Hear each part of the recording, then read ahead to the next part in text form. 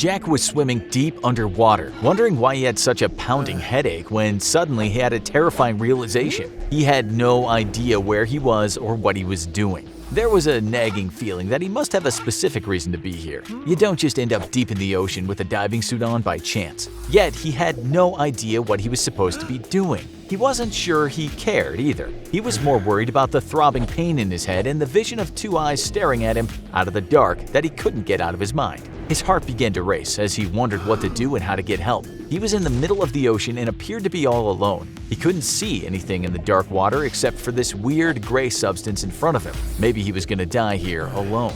Without knowing if anyone could even hear him, he began to speak aloud about how he was consumed by sickness and that darkness was all around him. This is the story of one of the most powerful and dangerous anomalies yet discovered, SCP-3000. Before Jack's descent into despair, the SCP Foundation had mandated an exploratory expedition off the coast of Bangladesh. After receiving a few strange reports from locals and fishermen, the Foundation suspected an SCP was lurking in the water and positioned a few personnel to investigate. The crew expected danger, or maybe even death. But what they got instead was far stranger and more ominous. All of the men had been verified to be in sound mental states when the mission set out, but a few of them reported feeling strange and uneasy as the submarine descended into the ocean. Before long, a veteran agent named Dr. Williams began to panic in a way that was completely out of character. He started sweating profusely, shaking, and wouldn't listen to a word of comfort or reason that anybody tried to offer. It might seem like a relatively normal reaction for anyone descending into the depths of the ocean to meet with a monster that they don't know anything about, but Dr. Williams was a seasoned professional who had been on hundreds of such missions before. There was no logical reason for him to act like this. Although the reaction of Dr. Williams was the most extreme, he wasn't the only one who started to feel strange. Multiple agents developed a creeping feeling of unease that swept over them. One of the calmer men tried to reason with Dr. Williams, asking him what was wrong and if he could explain exactly how he was feeling. That's when things got even stranger. Not only was the doctor extremely anxious, but he now seemed incapable of giving a real response to any questions thrown at him. He could only mutter that he was missing something, but he wasn't sure what. Knowing that many SCPs can bend reality and the human mind, many of the personnel began to have second thoughts about the mission and even asked for permission to call off the mission. But they were mandated to continue, so they went on. As the team went deeper and deeper into the ocean, things only got worse. Even the previously calm crew members became spooked and antsy, while the ones who were already anxious were now sweating and jittering. As for Dr. Williams, he was now pacing back and forth around the submarine, saying things nobody could understand. Every time he looked at his colleagues and his close friends, he seemed to stare straight through them and would call them by the wrong names. It was as if his mind had moved to a different dimension. Whenever someone asked him to perform his normal duties, he looked more confused than ever. Still, the team went deeper. Dr. Williams began to whimper and say the word "no" repeatedly, growing louder and louder until he was screaming, and the others were forced to sedate him. Just then, something came into view. It was what would come to be known as SCP-3000. The thing was huge, so huge that its whole body couldn't be seen out of the submarine window. It was a horrible eel-looking creature with a head as big as a town and haunting eyes that lit up the black ocean around it. But perhaps the strangest part was this giant eel seemed to be producing a weird gray liquid. Even the sedative wasn't enough to keep Dr. Williams calm anymore. There was a strange blank look in his eyes as if the light and life had left him, and he just began screaming "no" repeatedly again and wouldn't respond to any attempts to calm him down. Not that anyone else was very capable of calming him down at this point. Even the crew members that had been holding up well were starting to act strangely, and nobody could get the image of these ominous eyes out of their heads. Then things went from bad to worse. Williams began screaming and shouting madly as if he was being tortured by an unseen force. The men tried to restrain him, but it was no use. He began smashing his head against the submarine window until it cracked, putting the whole mission and everyone's life at risk. He fell to the ground injured, chanting that there was nothing, whatever that meant. It was an emergency scenario. They began applying first aid to Williams as the submarine ascended to the surface as quickly as possible before the pressure of the ocean caused the cracked window to explode. By the time they reached the surface, Williams was dead. But there was something even more chilling than the circumstances of his death. Every single man who had been in that submarine experienced the same thing on the days that came afterward. The image of the eel-like creature's eyes seemed burned in their minds permanently. It would haunt their waking hours for the rest of their lives, and sleep was no escape either, as they would appear in both their dreams and nightmares alike forever. A second mission had to be sent to gather more information about the strange beast. Already, there were many theories and question marks surrounding SCP-3000. How big was it really? Was it sentient? What was the liquid for? None of the men who had been on the previous mission were willing to return to the waters, but a new group of brave recruits volunteered. They were about to find out what so many in history have learned the hard way, that bravery and foolishness are often mistaken for the same thing. This time, the mission would not be in a submarine, but in dive suits, in order to observe the anomaly in even closer detail, and to eliminate the chance of one team member self-sabotaging the submarine, killing them all. They were transported to the location by boat, and the 3 men splashed into the ocean. They descended, and at first everything was going well. In case anything went wrong, the 3 of them were tethered together for extra security. But the deeper into the ocean they swam, and the closer they got to SCP-3000's location they got, the stranger things became, just like on the last mission. First, there were a few minor cases of confusion. One of the team, Jack, thought it was his responsibility to lead the navigation, but another, Roberto, also thought it was his job. In fact, navigation was actually the job of a third team member, Amir, but he seemed to have forgotten. Everyone was getting confused. The team listening in on the conversations at the Foundation headquarters grew increasingly concerned about what they could hear. Was everyone losing their minds? Hopefully, nobody was about to pull another Dr. Williams on them. Still, the project leads couldn't afford to tell the men to come back to the surface. The Foundation badly needed any information they could get on this SCP, whatever the cost, so they told the men to press on. Things only got worse. Roberto was asking to speak to a colleague who passed away 2 years ago, while the others began to mutter indistinguishable phrases about eyes and darkness, not too dissimilar to the ramblings of Dr. Williams. It increasingly began to look like a suicide mission. Then, there was silence. What was going on? Each of the men had completely lost it, to the point that they cut the tether that was holding them together. All alone, Jack couldn't remember where he was or why he was here. He desperately looked around to try and gauge his surroundings, but he could only see darkness. All he could think about was a pair of large eyes and an overwhelming fear of despair and anxiety, and this weird gray fluid that was now floating in front of him. The Foundation listened as Jack started reciting a creepy speech about being on the edge of nothing, inches from oblivion, with a sickness in his mind and nothing but a pair of eyes in front of him. They listened in horror as they heard movement through the radio. It sounded like a huge creature was swimming toward the men. It had to be SCP-3000, but all 3 men were too confused to do anything about the situation or to even see what was in front of them, claiming they couldn't see anything in the darkness. There was silence for half a minute, with the team listening in, fearing the worst. Then they heard some more unintelligible mutterings. The men must be alive, but what on earth was going on? Then the gibberish started again. 2 of the men were screaming that Jack had just been swallowed whole and that they were being sucked in too. Why couldn't they just swim away? It was chaos. But then a few moments later, Roberto spoke into the radio, saying he was floating alone in the middle of the ocean and had now moved away from the eyes of SCP-3000. He finally seemed capable of forming coherent thoughts and speech. After what had just happened, Roberto now had a theory. He thought that somehow it was impossible to think straight around SCP-3000. When he'd been close enough to see the eyes, Roberto had felt a throbbing pain in his brain and been unable to think about anything. Perhaps it was something to do with that mysterious gray liquid. Even more slime was coming out of SCP-3000 now, and Roberto was determined to get a sample despite the warnings from HQ. In one final burst of motivation, he swam close enough to take some of the gray liquid and put it in a special sample collection unit that was designed to float to the surface for collection later. He had acquired some very important data, but he seemed to have lost all hope of preserving his life. Roberto started telling the team over the radio that he was dying and that his heart rate was too high, but cautioned that it would be too dangerous for anyone to try and rescue him. The personnel continued to try and communicate with Roberto to figure out what was going on, but his words had stopped making any sense until finally he went quiet. Minutes turned into hours, hours into days, and still there was no sign of Roberto or the rest of the divers. After 3 days, his radio, which had only been sending a steady stream of static, finally stopped working altogether and he was presumed dead. However, the sample Roberto had collected had survived and made it to the hands of the Foundation researchers. It turned out to be a viscous substance now known as Y909, a chemical compound and extremely strong anesthesia. Y909 causes head pain, paranoia, fear, panic, memory loss, and confusion.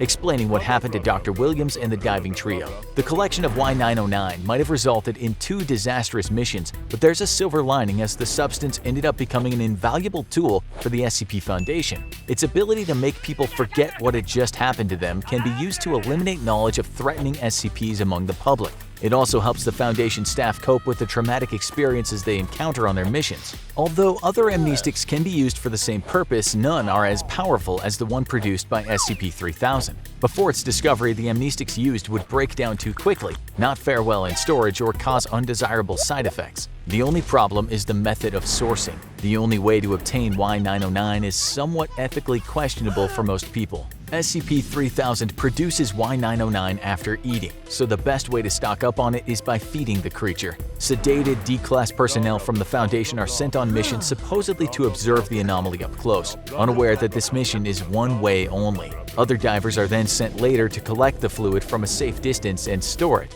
Of course, it's all for the greater good of humanity.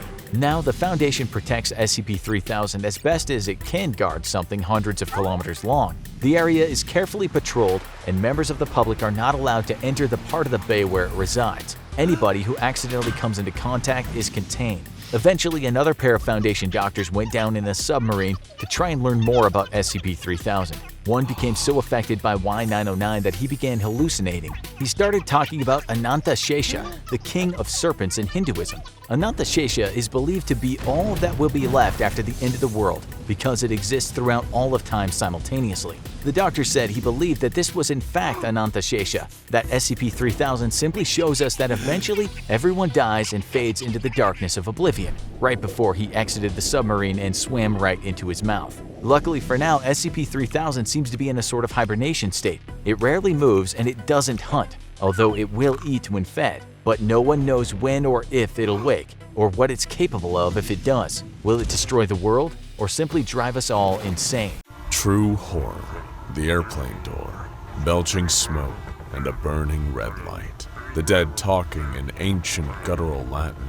A monstrous angel made of rings, wings, and eyes whipping barbed tentacles at screaming, terrified priests. You can scarcely imagine a more hellish place. Bishop Franklin's knees gave out under him as soon as the man set foot back on solid ground. Nearing his 70th birthday, he'd never been a particularly tough man, but after the day he'd had, he doubted he'd ever be the same again. Almost being ripped into another dimension, almost being at the center of a nuclear explosion, seeing. He threw up on the ground as the Foundation personnel rushed over to him. Never, never again. Just 8 hours earlier, Bishop Franklin had been getting on with his Friday preparations. They had Mass coming up this weekend, so he was doing the rounds of the cathedral, putting out new candles and straightening pews. He was nearly done, ready to get on with the rest of his morning, when he saw 2 suited figures entering the cathedral. He shuffled over to them, trying to explain that they were closed, but quickly faltered when he saw the grave look on their faces. Just 10 minutes later, he was in the back of their car, still holding a spare candle, with agents from the SCP Foundation sitting on either side of him. They handed him file after file, each most redacted, explaining the basis of who they were and where they were headed. It was a lot for the old priest to wrap his head around. He'd always believed in a higher power and a spiritual realm, but this sounded a whole lot more serious than that. Monsters, aliens, other dimensions, facilities, portals. He questioned the agents on it. They just looked grimly from one to another as the car wound its way to the private airstrip in the middle of nowhere. Bishop Franklin had always hated flying, but he hated it a whole lot more as he approached the airplane with no idea where he'd be landing. A small group of men were gathered on the runway just by the foot of a Boeing aircraft. It seemed like a pretty substantial plane for such a small group of them. He was at least a little heartened to see that none of them had brought luggage either. In fact, most of them were just like him. As Bishop Franklin approached the group, he recognized various faces, other bishops, archbishops, and senior priests. With him there, they totaled 7. The others all looked at him, not saying much. Bishop Franklin tried his best to start asking questions, but 2 things happened in quick succession that closed his mouth very quickly. Firstly, the luggage hold of the plane was opened, and two enormous shapes were loaded into it via forklift. Each shape had unmistakable symbols on the sheets covering them. Nuclear danger. Reeling from this revelation, Bishop Franklin turned to the group to be face to face with the Pope himself. He immediately shut his mouth. You may also be wondering what on earth was going on at this airfield. The truth is, Bishop Franklin, along with 6 other priests of Abrahamic faiths, were about to embark on the monthly flight of SCP-616. Within this plane, as all of these men were soon about to find out, exists an emergency door. Covered with satanic iconography, this door, when opened at ground level, operates just like any other emergency door, leading to the outside of the plane. Although any individuals who had passed through this door in this normal state reported feeling heightened anxiety during and after.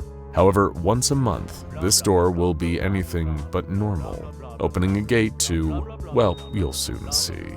In order to mitigate the threat posed to humanity through SCP-616-1, or the Gate, the plane must be in the air at the time of its opening, far above and away from any human settlements. In order to keep this event contained, the door must be kept open for the duration of the portal's existence until it has closed of its own accord. But holding this door open is not a simple test of strength, it is a test of belief. In order to protect all of humanity from unknown horrors of a cataclysmic scale, 7 priests of Abrahamic faiths must be on board for this monthly flight, praying for the door to remain open.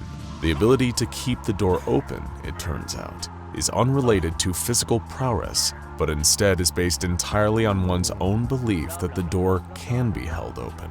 As such, religious figures praying to a higher power are incredibly well suited to the task. Once per year, the flight is blessed by the Pope, and every time the plane takes off, it must be holding 2 nuclear warheads in its hull.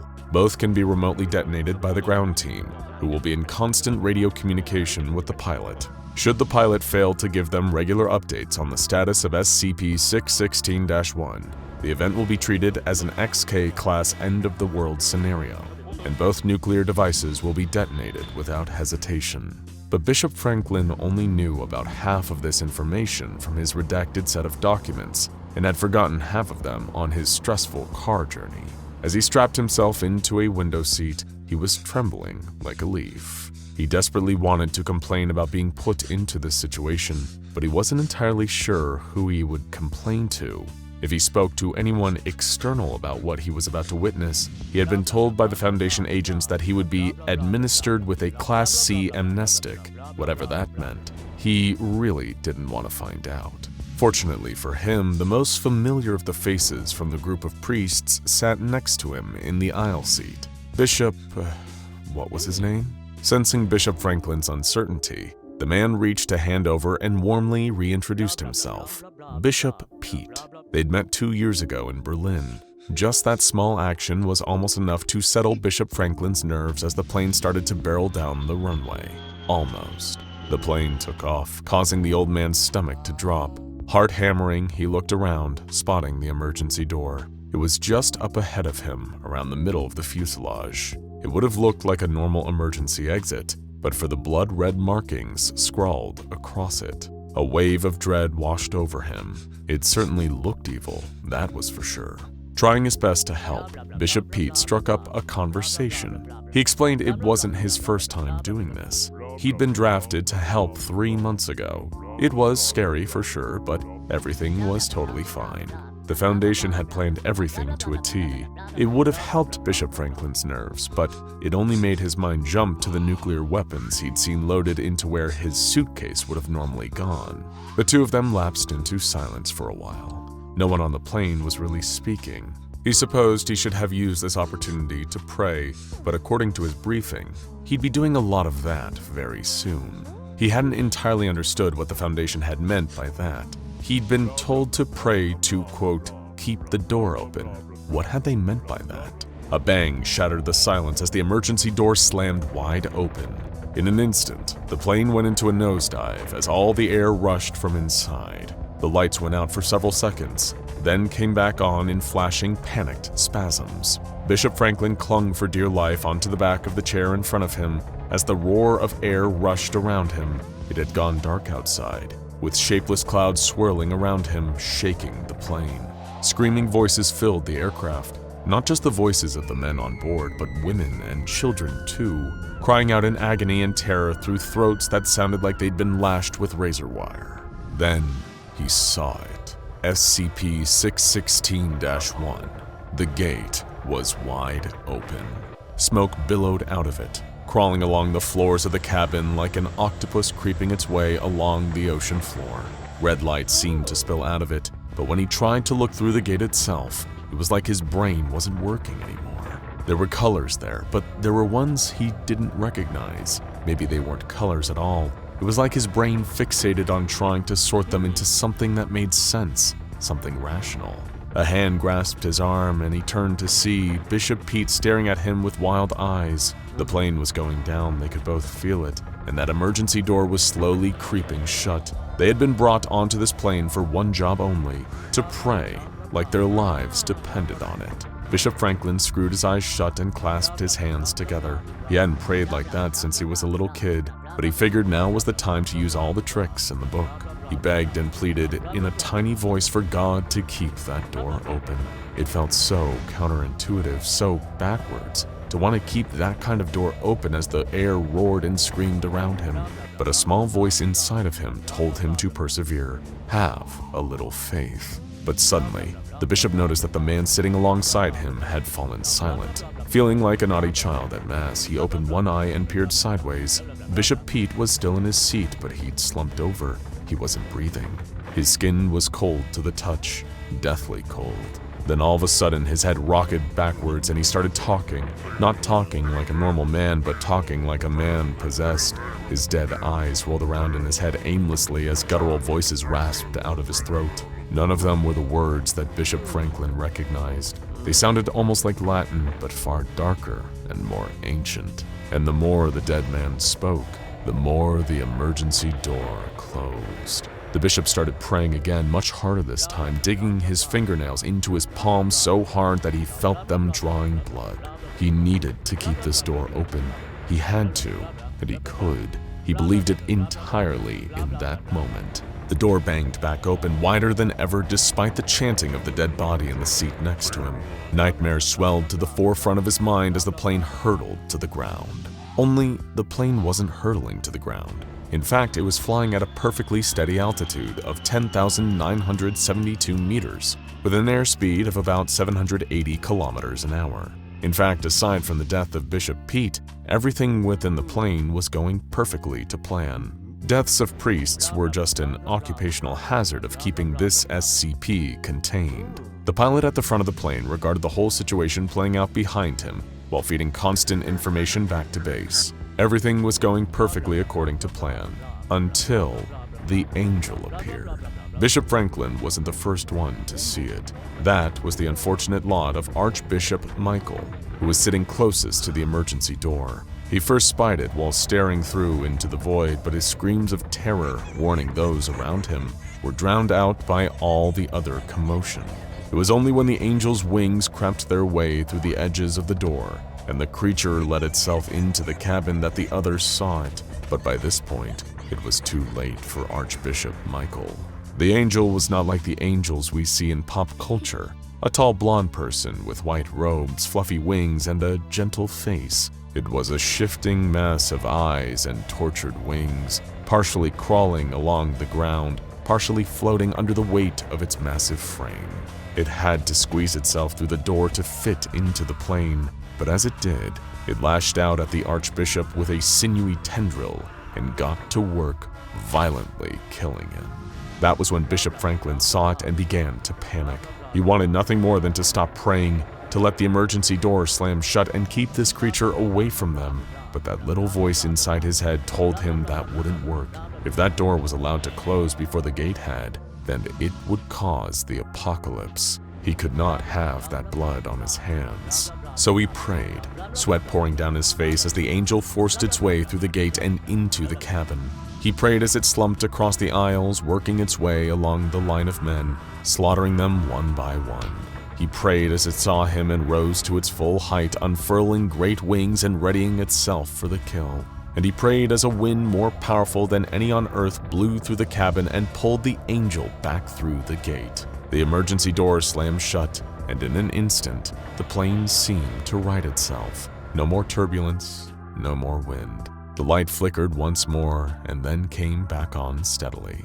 The seatbelt sign pinged off, and oxygen masks dropped from the ceiling about 4 hours too late. Bishop Franklin couldn't believe the time when he looked at his wristwatch. He had been on this plane for weeks, surely, not just 4 hours. That was absurd. It all felt like a dream as the aircraft circled around the airstrip, preparing for landing. Everything in the plane seemed totally normal to him now, except of course for the 4 dead bodies, one of which was slumped towards him in the aisle seat. The plane landed. The bishop staggered down the stairs and threw up on the blacktop. After a few awkward moments, the pilot sidled over to him and muttered a quick thanks. "I was really close to calling it a failure there and having to set off them nukes. I don't know what you prayed for, but you did good today." Bishop Franklin didn't feel like he did good. He felt like he'd had his whole life, his whole worldview, turned upside down in the space of an interstate flight. He had been moments away from either being vaporized by a nuclear bomb or from having economy seats to the premiere of the destruction of the world as we knew it. But just 31 days later, Bishop Franklin was on that same flight again, praying his hardest as the aircraft dropped into freefall. If there was one thing that the Foundation noticed about working with religious leaders, it was that they had a real determination to keep coming back to help keep the world safe. What the Foundation didn't have the heart to tell them was that all of the satanic markings on the door were actually fake. They had been added by researchers in an attempt to make SCP-616-1 carry more significance for those in the aircraft. Later testing revealed that it was not exclusive to Abrahamic faiths, or any faith groups for that matter, that they could keep the gate open. Anyone who believed they could do it was capable of it. Faith leaders, however, are still being utilized, and the blessing is still being performed by the Pope on a yearly basis. It had been found that these external rituals, while not necessarily directly impactful, have strengthened the belief and resolve of those inside the plane, yielding fewer casualties and shorter durations. Various experiments have been conducted to see beyond the event horizon of the gate, to see what's on the other side. Those in the plane have reported as having the name Paradise, despite never going inside. A remote-controlled rover was sent inside the gate on one experiment, but the footage was deemed far too dangerous as all those who witnessed it died within 2 months. Hopefully, you didn't peer too closely into the gate as you watched this video. When they were about to face down all manner of things worse than anyone's deepest, darkest nightmares, Alex and the rest of his team did what they could to keep their spirits up. There was an old song they used to hum whenever heading on missions, the low sound of that tune giving them just a marginal boost to their morale. It never did all that much to numb the sense of impending doom the team all collectively felt, but it was better than sitting in a transport unit in silence, letting the dread get to them. Even though it had been a while since Mobile Task Force Epsilon had been dispatched on their current assignment, and they all had hummed it together as they shipped out, Alex found himself trying to remember the words to that old song. Smile through your fear and sorrow, then maybe tomorrow you'll see the sun come shining through. It was pretty hard for Alex to keep a smile on his face after losing so many of his teammates and seeing what the Grinner had done to them. The trail had gone cold again, much to the disdain of the team's commanding officer. Receiving a number of new sightings and witness reports, the SCP Foundation had sent the remaining members of MTF Epsilon, also known under the codename Tierfing Black, out on another hunt for SCP-4910. The creature had been at large for years now, with every attempt the Foundation had made to capture it ending in grisly, gut-churning failure. 57 separate times they had sent their personnel after this anomaly on the loose, and not all of them had come back. Although Alex often found himself thinking of the ones that had returned, and seeing photos of how they had changed in the after-action reports. Not to mention the bodies. Those that made it back ended up looking virtually unrecognizable as human beings. After having seen what happened to them, maybe it was better not to know what gruesome fate had befallen the ones who were still missing in action, he told himself, keeping that train of thought private. Tracking SCP-4910 brought its own plethora of issues, naturally, or the Foundation would have secured it by now. The creature had some way of interfering with recording devices, rendering them completely useless. And of course, that meant that Tearfing Black had little to no clue what the monster actually looked like.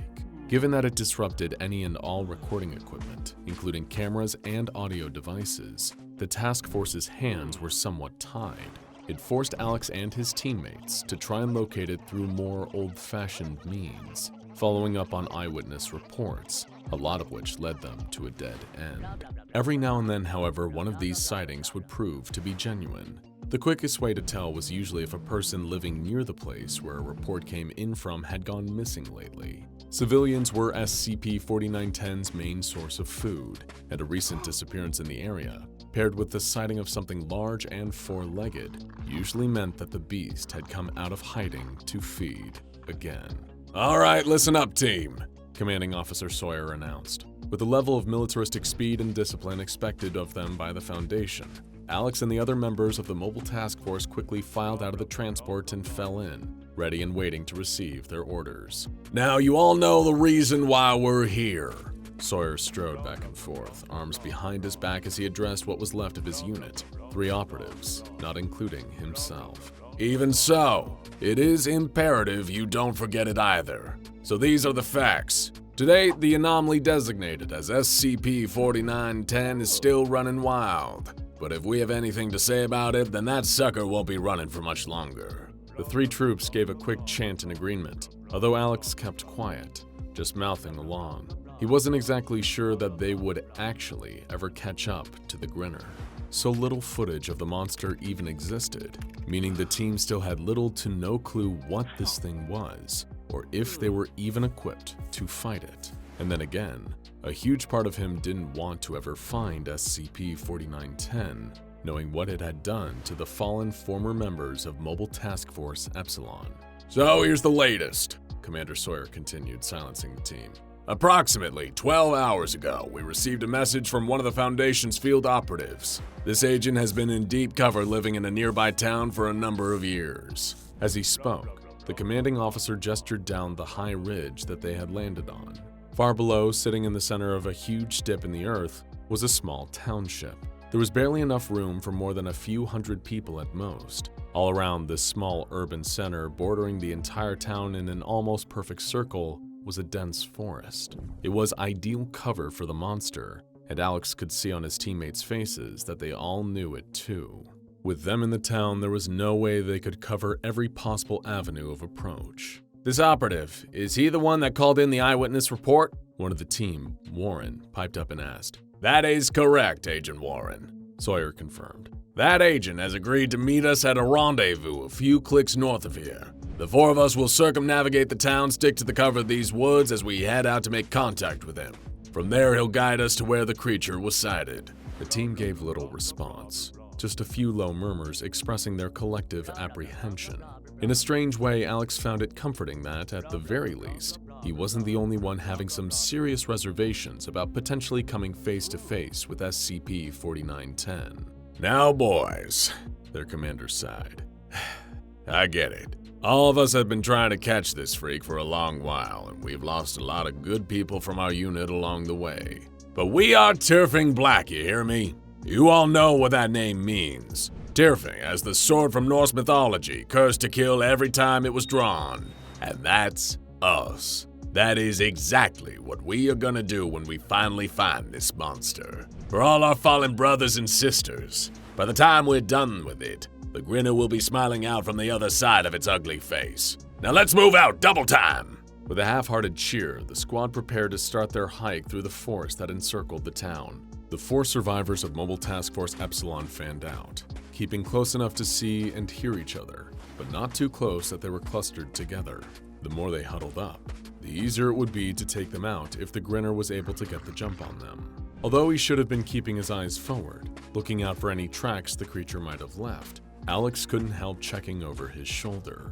The sun was getting lower and lower in the sky, the day rapidly turning to night. Before long, their visibility would be compromised, severely limited by the lack of natural light. It was then he looked to his fellow team members, Warren and Jones. Besides Alex himself and the squad's commander, they were the only Tearfing Black operatives left. Warren had always been the more brash and outspoken of the group, willing to stand up and question the orders of Commanding Officer Sawyer.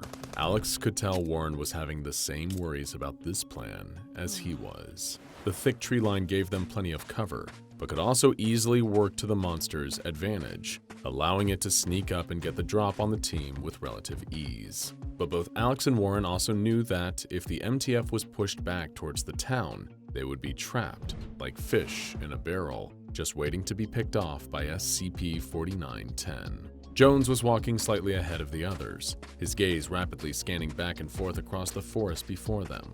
He was the team's most accomplished tracker, meaning he was always on the lookout for anything that could give them a better idea as to where the Grinner was heading, or if it was nearby. From scratches on tree bark, to series of inhuman, unnatural footprints belonging to a large quadruped beast, and, of course, trails of blood or bodies. If there was a sign, Jones would find it. Much like Alex, the other two operatives had become more than a little jaded with their ongoing hunt for the elusive entity. But on top of that, not either one of them would admit it to the others. They were scared of it too. The things this creature were capable of were enough to make anyone think twice about wanting to find it. As much to quell his own fear and sorrow, as well as that of his teammates, Alex started humming the tune to Smile, just loud enough for them to hear, but quiet enough, he hoped, to not draw any unwanted attention. It was already dark by the time Tearfing Black was beginning to approach the coordinates where they had arranged to meet the Foundation agent. Commander Sawyer had given his troops a silent hand signal, and all of them had lowered their night vision goggles affixed to their helmets. Through the fuzzy green hue of the optics, Jones was the first to spot a figure leaning against a tree, waiting for them in the distance. "Sir," he whispered to Sawyer, catching his attention and then making a gesture towards the vaguely human shape in the shadows ahead of them. Looking to where Jones had pointed, Alex and Warren could see the agent waiting for them. Following their commander's lead, they paced steadily towards the undercover operative. It was only as they stepped closer that they realized he wasn't moving. "Agent Manning?"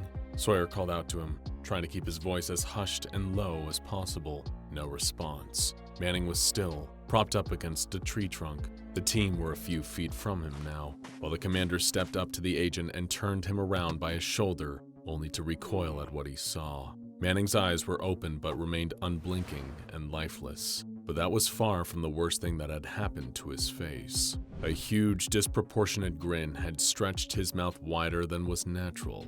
Masses of jagged, uneven teeth had taken root, pushing from under his tongue and the roof of his mouth, filling his airways with thick clusters of yellowy white enamel.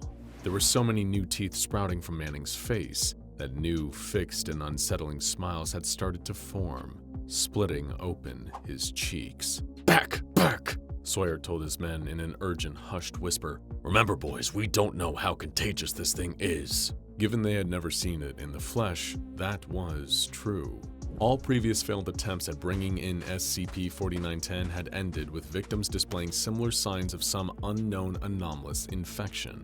Whatever it was, it seemed to have spread from the creature itself, causing human beings to overproduce masses of teeth. This started with new clusters of dentins painfully tearing through the mouth until the victim could no longer speak or breathe properly. If given enough time, the teeth would begin forming elsewhere on the body, below the neck in places they shouldn't be.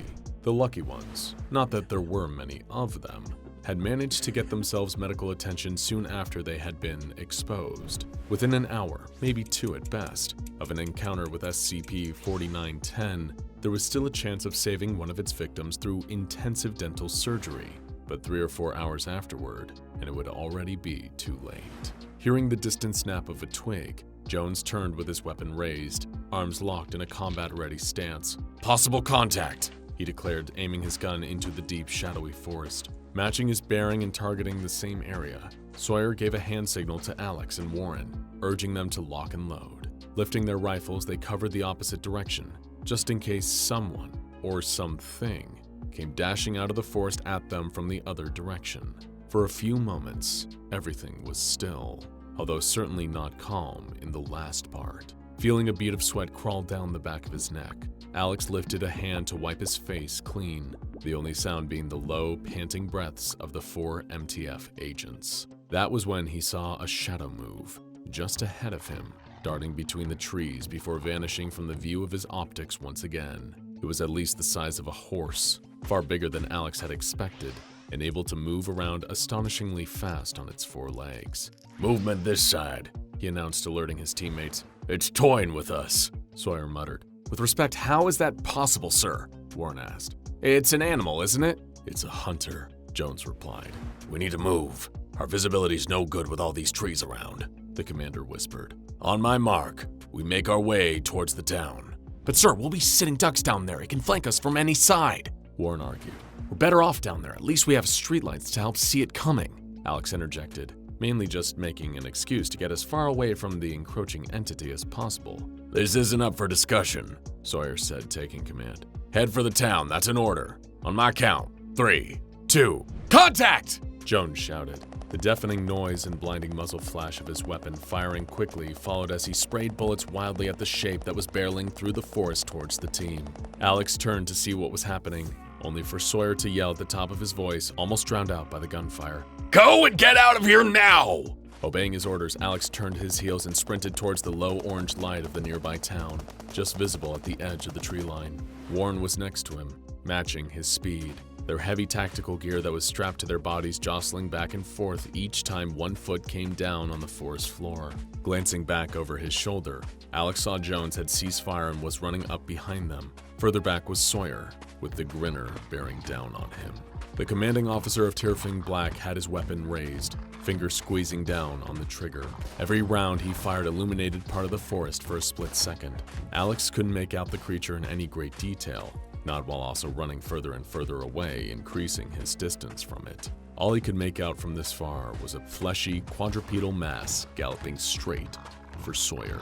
He was yelling to get SCP-4910's attention, the sound of his war cries carrying over the night air. As the 3 MTF agents broke through the tree line and reached the edge of the forest, their commander's shouts quickly turned into screams of intense pain and unspeakable horror, and then fell silent. Alex wasn't sure if the creature had attacked and eaten him, or caused more of those unnatural teeth to fill Sawyer's mouth, blocking his screams permanently. Reaching the town, every road was completely deserted, gently lit by the dim glow of orange streetlights. Tiny rural stores and independent businesses had their doors bolted tight, rolled down shutters locked up for the night, meaning hiding in one of the buildings wasn't an option. Panting, Alex leaned over and put his hands on his knees, trying desperately to catch his breath.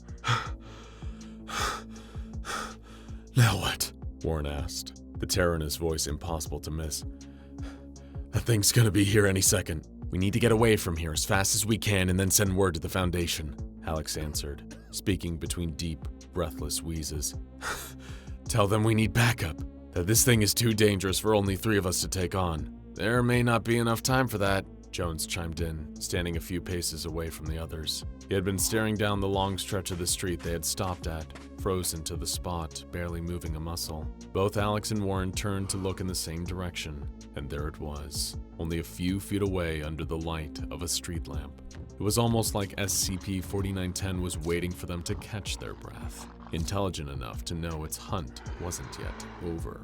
Alex, having now finally gotten a better look at the monster, instantly wished he hadn't. It made him feel sick, like there was a lump lodged in the back of his throat. The Grinner stood atop 4 pink, sinewy legs, its body just a formless mass of pure musculature that looked like it had been sculpted out of the same tissue that human gums are made from. It lacked a neck, instead having a pair of massive jaws poking out between its front shoulders, a dark, marble-like eye on either side of its head. SCP-4910's wide, almost crocodilian jaws parted, showing off what had earned it the ironic nickname of the Grinner. It presented a gaping maw of crooked, uneven teeth, with more clusters of enamel protruding from its back, elbows, and head. These teeth even formed the hooves it walked on. At this distance, it was hard to tell if the sickening yellow coloring of the teeth was purely because of the streetlights, or that they had been stained and covered in plaque. Alex tried to contain a cough in his throat, his stomach feeling like it was folding over itself at the sickening sight of SCP-4910. He started spluttering, wondering if he was about to vomit, given the lingering feeling at the back of his throat, like the sensation one gets when something is forcing its way up the esophagus, but it was lodged. The feeling wasn't coming up and out of Alex's throat, it was stuck there. By now he was wheezing, desperately trying to breathe through relentless coughs. Jones kept his eyes on the creature, who was pacing slowly towards them now, keeping a distance but moving like a lion encircling its prey. Warren turned and kneeled down to Alex, slapping him hard on the back, trying to help him cough up whatever he was practically choking on. Alex's eyes started going misty, watering up as he gasped for air, still feeling that lingering feeling of being held right at the edge of being sick. In a final act of desperation, he jammed his fingers down his throat, trying to dislodge or dispel whatever was making him gag. That's when he felt it, a cluster of little solid pieces embedded in the roof of his mouth. Teeth that hadn't been there before, hadn't grown naturally, but had just sprung out of his flesh, and more were growing. Pain filled his mouth, spreading over Alex's entire face as new jagged teeth came bursting through his gum line, overlapping with his natural set, tearing his jaw into a wide, crooked grin. Looking up through his tear-filled eyes, he could see the same uneven smile on the face of the Grinner as SCP-4910 began dashing towards its next prey. This is impossible! The SCP site director wasn't normally a calm or cheerful man, but the researcher had rarely seen him as angry as he was right now. His face turned a deep beet red as he scanned the documents on his desk before he asked how months of valuable research on this subject had suddenly gone blank. The data was completely gone. The researcher gulped nervously, hoping a demotion wasn't in his future, and nodded. How could this be possible? This was an experienced researcher who should have been taking all of the necessary precautions. Could the being they were studying somehow have erased all these documents himself? That's just what the researcher had been trying to find out for months, with hours and hours spent trying to learn the extent of its abilities. Well, where are they? The site director asked. I want everything you have! The researcher dropped a printout of their research on the mysterious subject's abilities on the director's desk. Every relevant line read, "Data lost." The director let out a deep sigh. He wanted to hear everything the researcher knew. Well, everything he could remember, at least, from the beginning. The researcher sat down and began to relay everything he could about SCP-343, which some of the other researchers had started to refer to by the nickname God. SCP-343 was first sighted in Prague, just an unassuming older man wandering the streets. He seemed completely normal to everyone who passed him by, until he decided he was tired of staying on the ground. An SCP agent stationed in the area noticed the old man disappear from the streets, as if he was blinking out of existence, only to appear on a rooftop nearby. The local SCP teams were marshaled, and they had soon tracked down what seemed to be a very powerful specimen. But SCP-343 didn't seem concerned. He reacted calmly when detained by the Foundation and went with them willingly. He was detained in a standard holding cell for interrogation and examination, but he seemed completely at ease with his sudden confinement. It would soon become clear that this ordinary old man was anything but.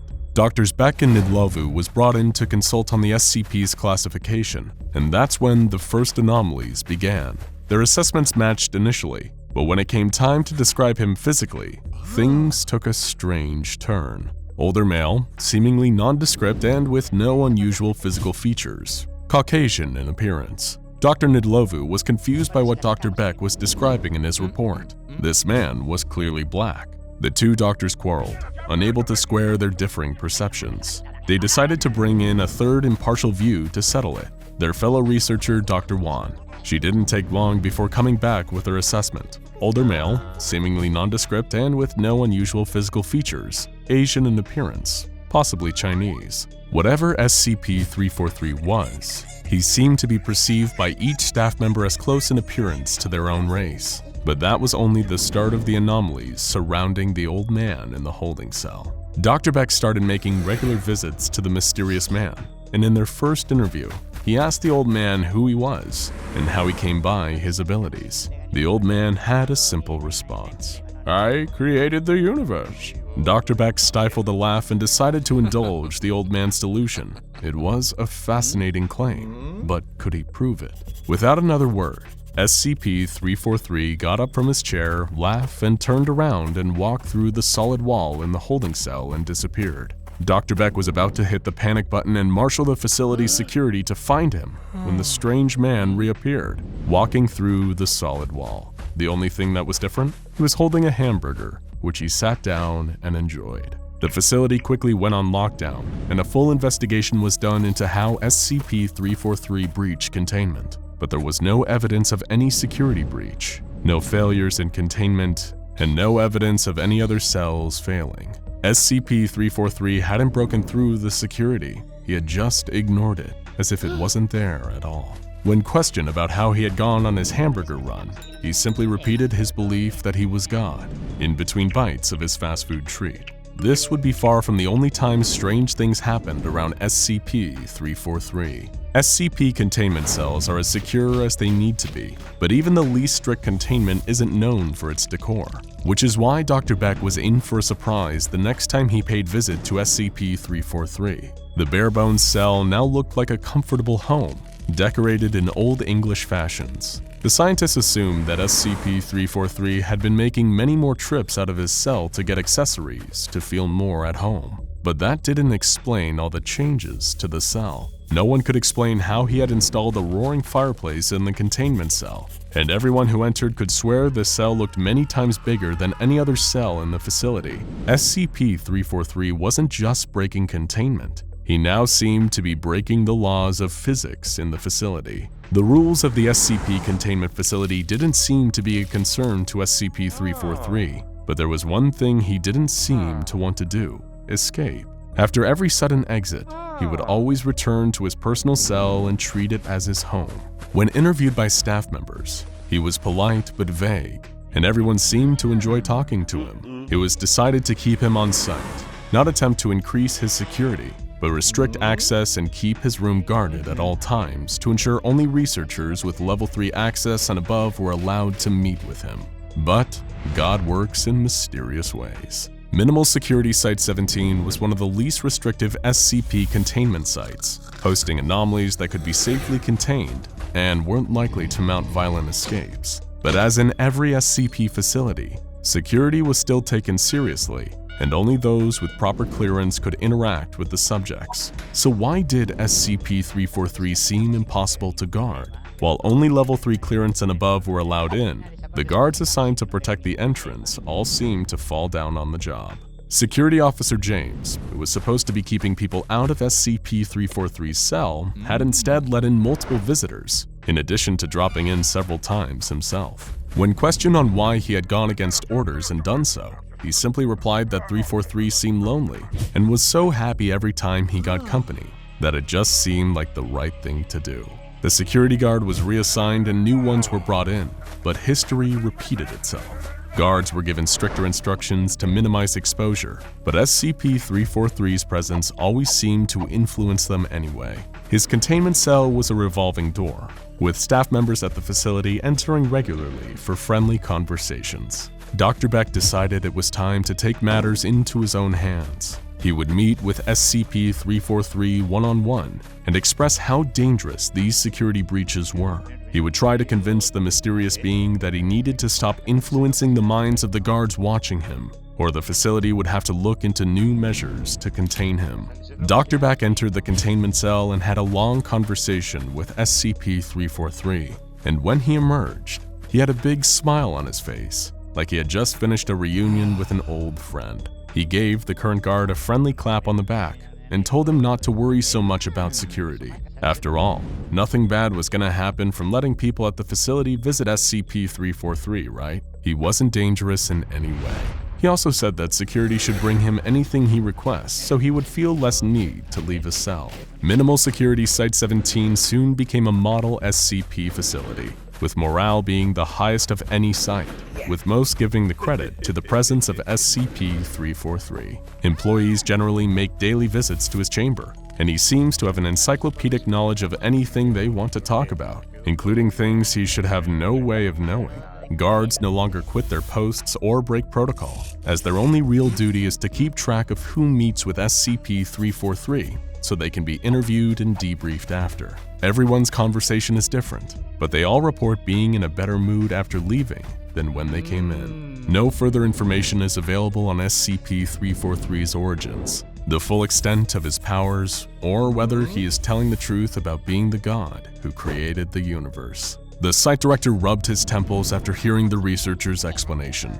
So what you're telling me is that we have an uncontained, highly powerful SCP that has not only been breaking containment whenever it wants, but has managed to destroy all the files regarding the research on it. The researcher's answer was yes. However, the situation at Site-17 seemed to be stable, and they had come up with a plan that should help to maximize the positive effect SCP-343 has on the facility. They were even hypothesizing that staff from other sites and even certain anomalies could be pacified by 343's presence. The site director wasn't impressed though. He wanted the researcher to go back to the drawing board and redo the research. After all, if all the files were blank, how could they ever learn how to properly contain it? That's what the C in SCP stood for after all, containment. The researcher finally had to stand to the director though, and told them that it wasn't a good idea. That they had already tried everything to contain SCP-343, but that it wasn't that he broke containment. It was as if he didn't even acknowledge that an attempt had been made to contain him. He was omnipotent, aware of things he shouldn't, and able to do things that broke the laws of physics without breaking a sweat.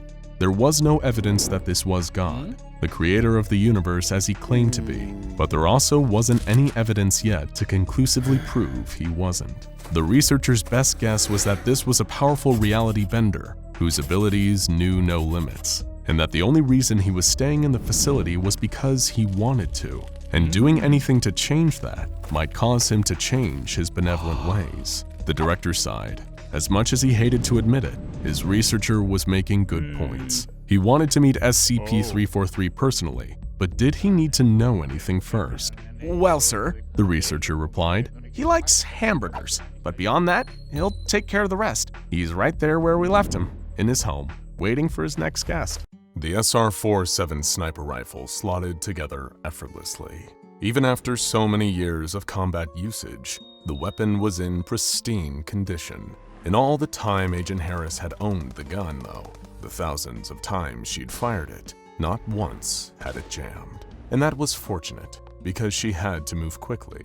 In a clearing about 300 meters in front of her were their targets. Capable of teleporting in a split second, she needed to be sure that her team would be able to finish the job quickly and efficiently. She looked through the scope slotted onto her rifle and kicked out the bipod, resting it on a tree stump. Now she just had to wait for the signal. She looked all around the marsh, trying her best to spot her fellow agents, but they were also well camouflaged. Even though she knew the exact spot where they would be, she couldn't see anyone. She'd always wanted to see the Himalayas. It had been on her bucket list to climb Mount Everest as a child, but the world had changed since then. Mount Everest was gone. In fact, the majority of Nepal had vanished, replaced by an enormous marsh full almost exclusively of pink ferns and droopy trees that seemed to sag to one side, unable to support their own weight. The most striking natural wonder on planet Earth had been replaced by a landscape that was flat, wet, and alien. Agent Harris curled her finger around the trigger and took aim through her sights. 2 minutes passed. Then the gentle whistle of a sparrow drifted over to her in the humid air. Except, of course, it couldn't be a sparrow. To the best of her knowledge, sparrows had gone extinct. With a snarl of anger, Agent Harris squeezed the trigger. She felt the silent sniper rifle kick her shoulder. If they wanted war, they sure as hell would get it. The destruction of the world began in 2078. Its designation was SCP-Orange-A. And as often happens with these kind of things, no one saw it coming.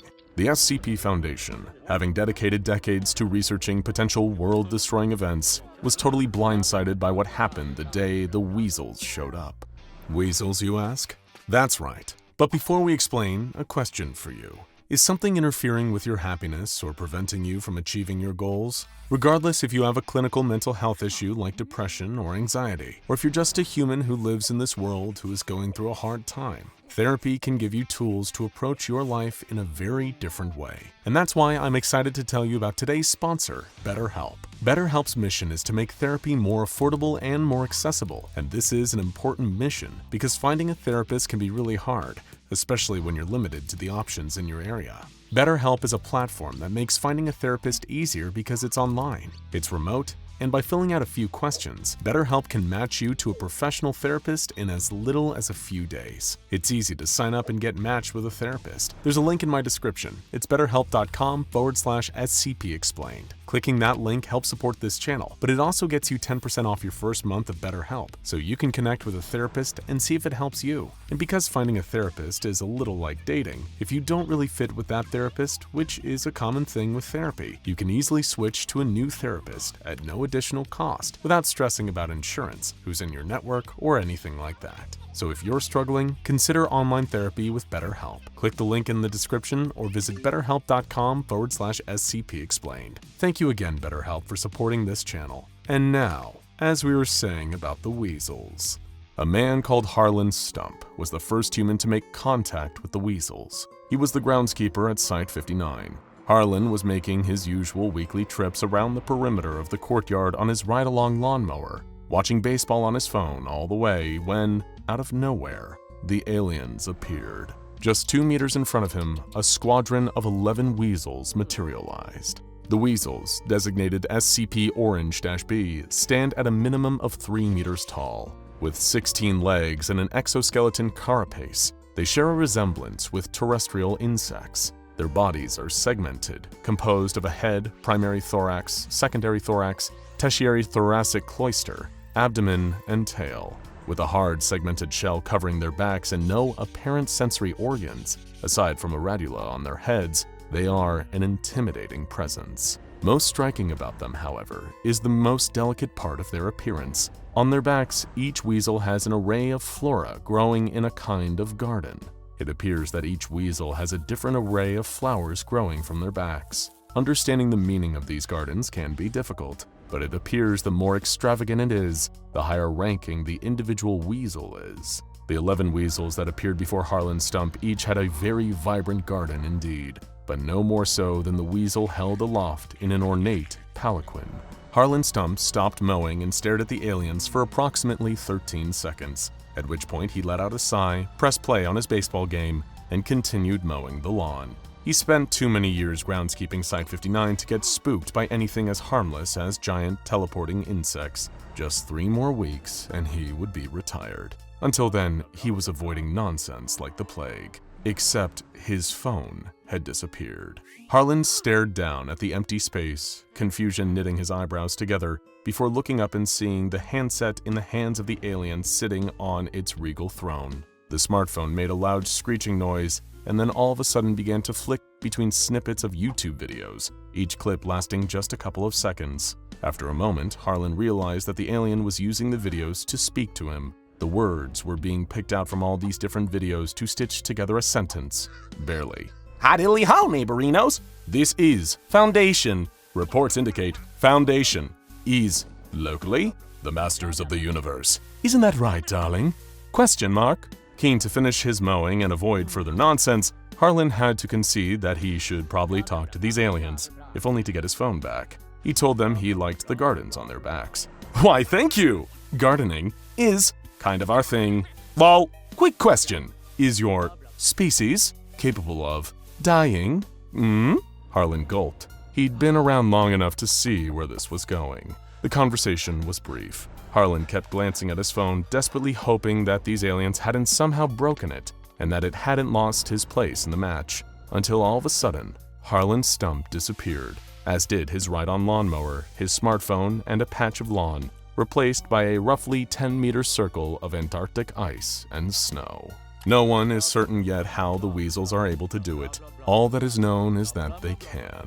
The phenomenon came to be known as juxtaposing. Matter from one location could be instantaneously switched with matter from a different location.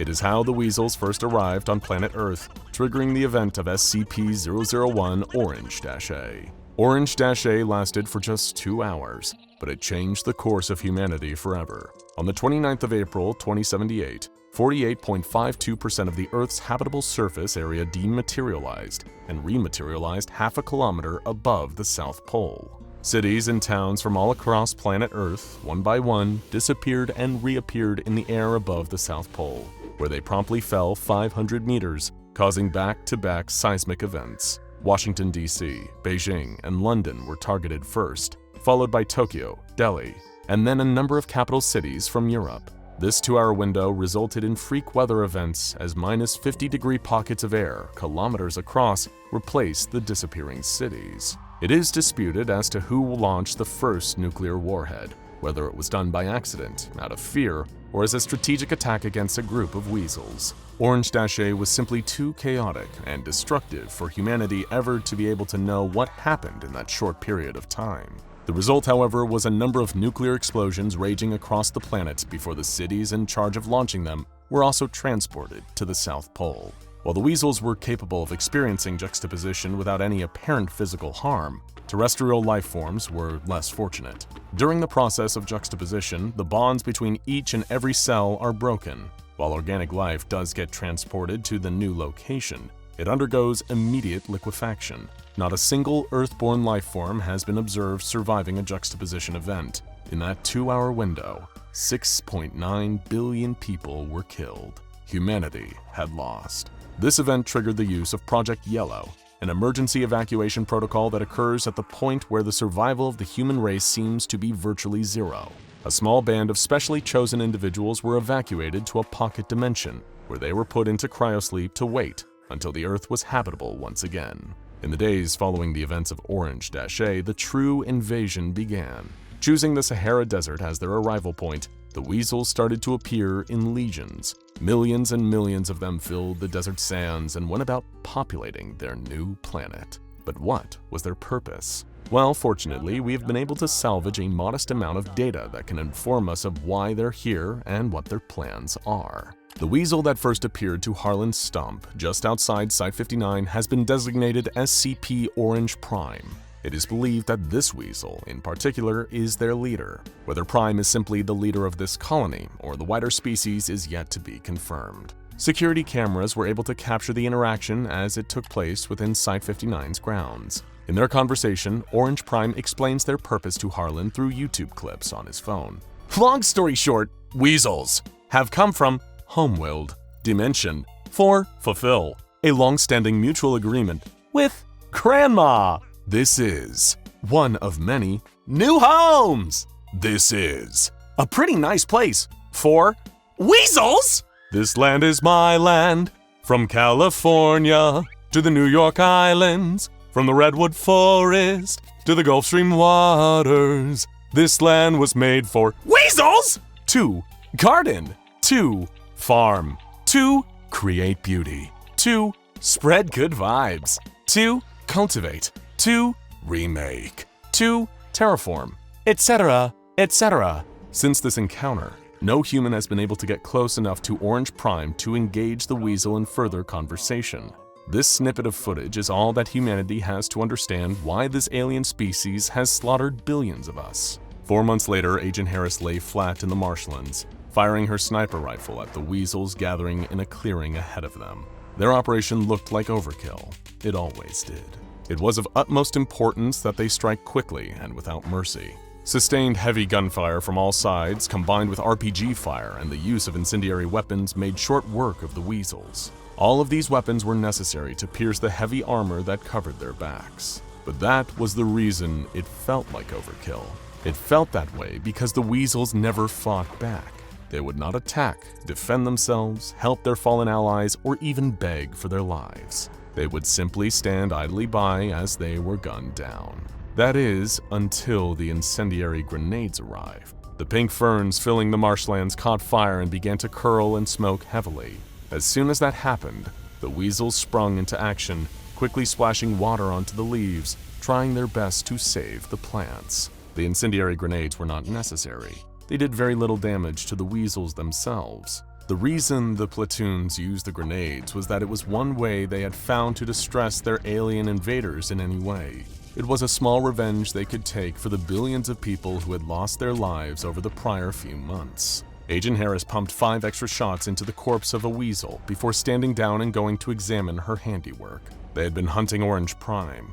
Rumors had suggested that their primary target had been lurking in the Himalayan region, but that had obviously proven to be false. Among all the bodies on the ground, there was no sign of the fearless leader. Frustration boiled in Harris as she kicked a corpse. The thick shell hurt her foot. She must have broken her toe. At that moment, a rustling noise came from the other side of the trees. Soon, dozens more, hundreds more weasels were walking through the marsh. In a split second, her platoon opened fire. Tracer rounds lashed through the trees, and the orange glow of fire danced in every direction.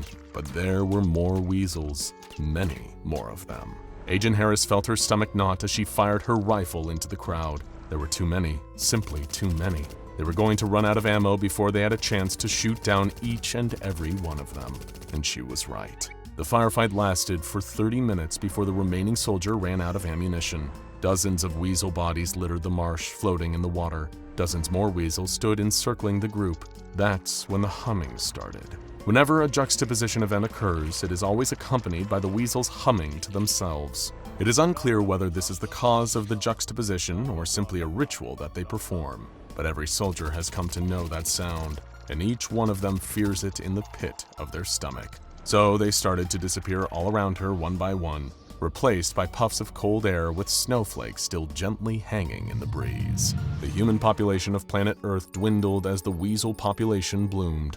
Large swaths of the planet were terraformed one by one to make room for alien flora. The South Pole became a larger and larger dumping ground for all the detritus that had once been the most celebrated works of the human race. The Mona Lisa was torn and forgotten, buried under many kilometers of concrete, exposed sewage works, and apartment complexes. And the situation only got worse in October. Acting against prior instructions from the Foundation, the Global Occult Coalition launched Project Popco, a 200-megaton nuclear warhead, directly at a large weasel population center. As the warhead began its descent, the entire sky turned a solid dark blue.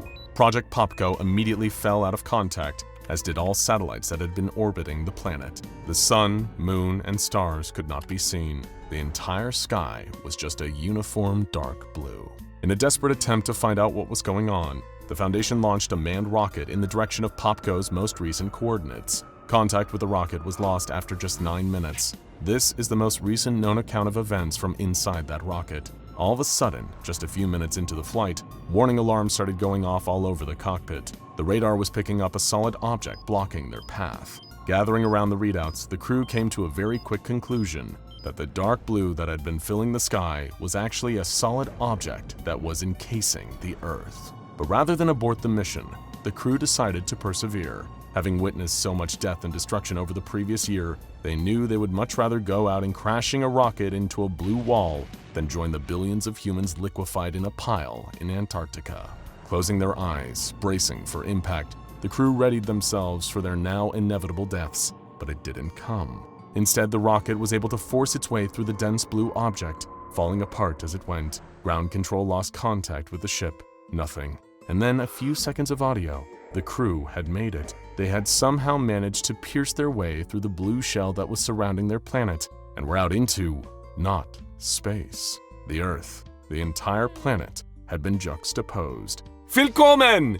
Bienvenue! Welcome to an exclusive behind-the-scenes look at Heaven. In 1914, an Archduke of Austria-Hungary was shot by a Serbian nationalist. This led, after a series of nations signing treaties with other nations, to one of the bloodiest conflicts ever fought. A war that was unlike any that had been fought at the time. Trench combat, mud, and sandbags. Newer, deadlier advancements in the art of warfare. Vile, incurable, and fatal diseases. And months upon months of misery, all while trapped in dark, dank dugouts. The Great War, the First World War. It's gone by many names since its ceasefire in 1918, and while there aren't many left of the generation that remembers it, there are still plenty of scars left on the world that remind us of the horrors. But there's one that seems to be keeping those wounds fresh, reminding us that war is, indeed, hell. as that rough beast slouches towards its destination. This is SCP-2574, what appears from the outset to be nothing more than a stone sculpture of a lion comprised of sandstone and living tissue. Standing at around 12 meters tall, SCP-2574 is much more than a mere statue. In fact, it is a living creature. After all, this is the SCP Foundation we're talking about here, where inanimate objects are rarely inanimate at all, or will at least possess some form of anomalous properties, setting apart anything ordinary, and thus drawing the interest of the Foundation. SCP-2574 is similar in that regard, and not just for being a living statue creature. For one, the anomaly is capable of movement, albeit at a gradual rate that only progresses between 3 and 5 kilometers per day.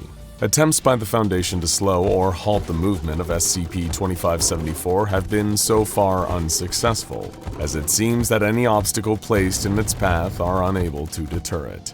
This includes both man-made and naturally occurring obstructions, meaning there is little that can be deployed to keep SCP-2574 physically contained. Even if a body of water is in its path, the entity can swim at a rate of between 2 and 3 kilometers per day, and will normally either crush or climb over any obstacle on land.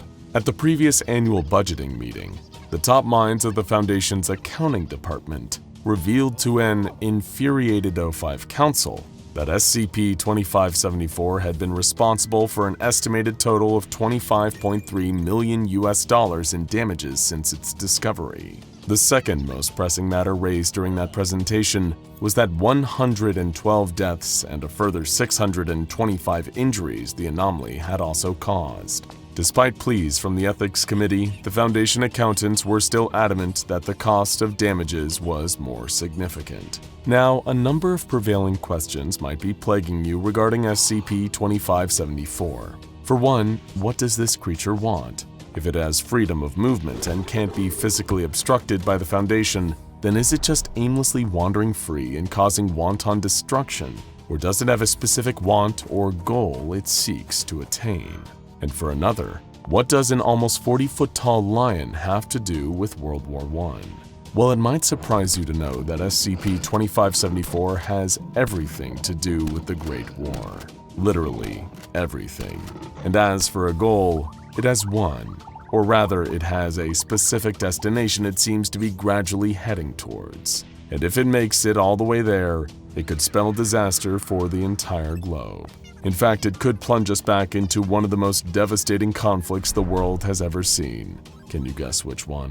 SCP-2574 possesses a wide array of latent anomalous effects, beyond its general functionality and movement. Above the sandstone mine creature, it is constantly surrounded by a flock of around 6,000 birds of prey. Any that find themselves flying into the path of SCP-2574 are assimilated into the growing flock, designated as SCP-2574-1. The mass of birds is fixated on attacking SCP-2574, swooping low to strike at its smooth muscle tissue with using their beaks and talons. This, however, seems to do little to deter SCP-2574 from making progress, as the anomaly constantly regenerates from physical damage it incurs from SCP-2574-1. Perhaps the most notable and noticeable of SCP-2574's anomalous properties is the effect it has on its surroundings as it progresses towards its destination. The area around SCP-2574 will undergo a physical transformation in response to the presence of the lion. This transformation results in the nearby region temporarily becoming a World War I-era combat zone. The ground below becomes riddled with trenches carved through the earth. Thick, muddy bogs and coiled, razor-sharp nets of barbed wire litter the area. The change triggered by SCP-2574 is hardly just a cosmetic one either. The Foundation have observed a number of First World War-related manifestations that occur in the wake of SCP-2574. Man-made landmasses like trenches and dugouts will appear nearby, the front lines reappearing after more than a century. Weaponry from the area is also present following the arrival of SCP-2574, and this isn't just limited to firearms. World War I was one of the earliest large-scale conflicts in history, wherein both sides deployed aerial attacks through the use of biplanes, as well as chemical warfare. As a result, signs of these can also be found whenever SCP-2574 is nearby. But again, the transformation SCP-2574 brings about is not just limited to recreating battlefields. What some of you may not know is the Great War did not so much revolve around a core idealistic difference between both sides as its successor did. Instead, the First World War was a geopolitical grudge match between large global superpowers, attempting to make grandiose displays of their amassed military strength. The assassination of Archduke Franz Ferdinand of Austria at the hands of a Serbian extremist group was the catalyst that set off a chain reaction of events that ultimately led to war. As a result of this, SCP-2574's anomalous influence also extends to the social and political state of the areas it enters. A country that the Sandstone Leonine entity enters will suffer a rapid change in its local population's mentality. The ordinary people living there will start to experience a great degree of discontent towards their government, while the ruling powers of said country will increase its use of force against its own civilians. This effect is more noticeably potent when SCP-2574 interacts with countries that were directly involved in the First World War, increasing levels of civil unrest and discontentment among the population. These are often countered with worryingly increased levels of police brutality, along with governments enacting aggressive foreign policies and sometimes antagonizing other countries, as if they are eager to fight. These effects don't necessarily worsen the closer SCP-2574 gets to a particular country, but do seem to increase the more it approaches its predicted destination. And where is that, you may ask? The Foundation have calculated that based on SCP-2574's trajectory since its emergence back in 2012, the entity is headed for the city of Sarajevo, the capital city of Bosnia and Herzegovina. What possible reason could SCP-2574 have for wanting to venture towards this specific Bosnian city? Well, one cursory glance at the history of Sarajevo will give you the answer. It's where the assassination of Archduke Franz Ferdinand took place, the event commonly attributed with starting the First World War. The transformative effects SCP-2574 has on its surroundings began when the Leonine Leviathan first appeared and commenced its journey towards Sarajevo on December 24, 2012. Since then, the SCP Foundation has been closely monitoring the sandstone creature's movements and attempting to log all of the anomalous effects it has had over the course of making its way closer to the site of Franz Ferdinand's assassination. Over 5,000 kilometers away, to the east of Kazakhstan's capital Astana, SCP-2574 caused an unusual World War I anomalous effect. Any written works published in either Russian or Kazakh began to randomly feature passages from Irish poet W.B. Yeats. These extracts from his body of work range from single sentences to entire poems being featured in other writers' publications, regardless of author or genre. Yeats, for anyone unfamiliar, was widely considered one of the greatest poets of the 20th century. However, unlike the authors of numerous poems and songs to come out of the First World War, W.B. Yeats was never directly involved in the conflict itself and didn't write much about it, barring a few notable exceptions, but more on him in a moment. When SCP-2574 approached Russia, things started to escalate. Clouds of deadly chlorine gas, an early World War I chemical weapon, began forming in rural areas throughout Europe that couldn't be dispersed for days at a time. As soon as the towering anomaly got close enough, Russian military forces began launching a series of drone strikes and aerial bombardments targeting SCP-2574. When these attacks failed, tensions mounted with bordering countries, the situation only getting worse when it was discovered through an intelligence leak that Russia was planning a nuclear strike against the creature, a move that likely could have spelled disaster for the neighboring countries. SCP-2574, of course, sustained no damage and continued on its course. Given that they couldn't physically contain SCP-2574, the Foundation was forced to think outside of the box when it came to coming up with some kind of solution. There were already too many eyewitnesses aware of the Leonine Leviathan's existence to consider administering amnestics, even on a large scale. The fact was, too many people already knew about SCP-2574 and would make such a move pointless. The best that the Foundation could do to combat, if not counteract, the effects of SCP-2574 was to work directly with governments affected by the creature's World War I transformative effects, to try and repair the damage left in the anomaly's wake, and ease the tension and violence it caused. It became the Foundation's job to deter any country planning an armed military response to the presence of SCP-2574, as any such strike would endanger both their military and civilian populations, while causing no damage to the anomaly. In the interest of trying to solve the problems posed by SCP-2574 reverting parts of Europe to hellish First World War-era battlefields, the Foundation made a rare agreement to collaborate with another large organization specializing in the anomalous, the Global Occult Coalition. Working directly with the GOC, their goal was to create a large-scale memetic countermeasure that would effectively reset the toll SCP-2574 had exacted on global psychology by altering people's temperaments and creating mass political unrest as it progressed towards the Bosnian capital.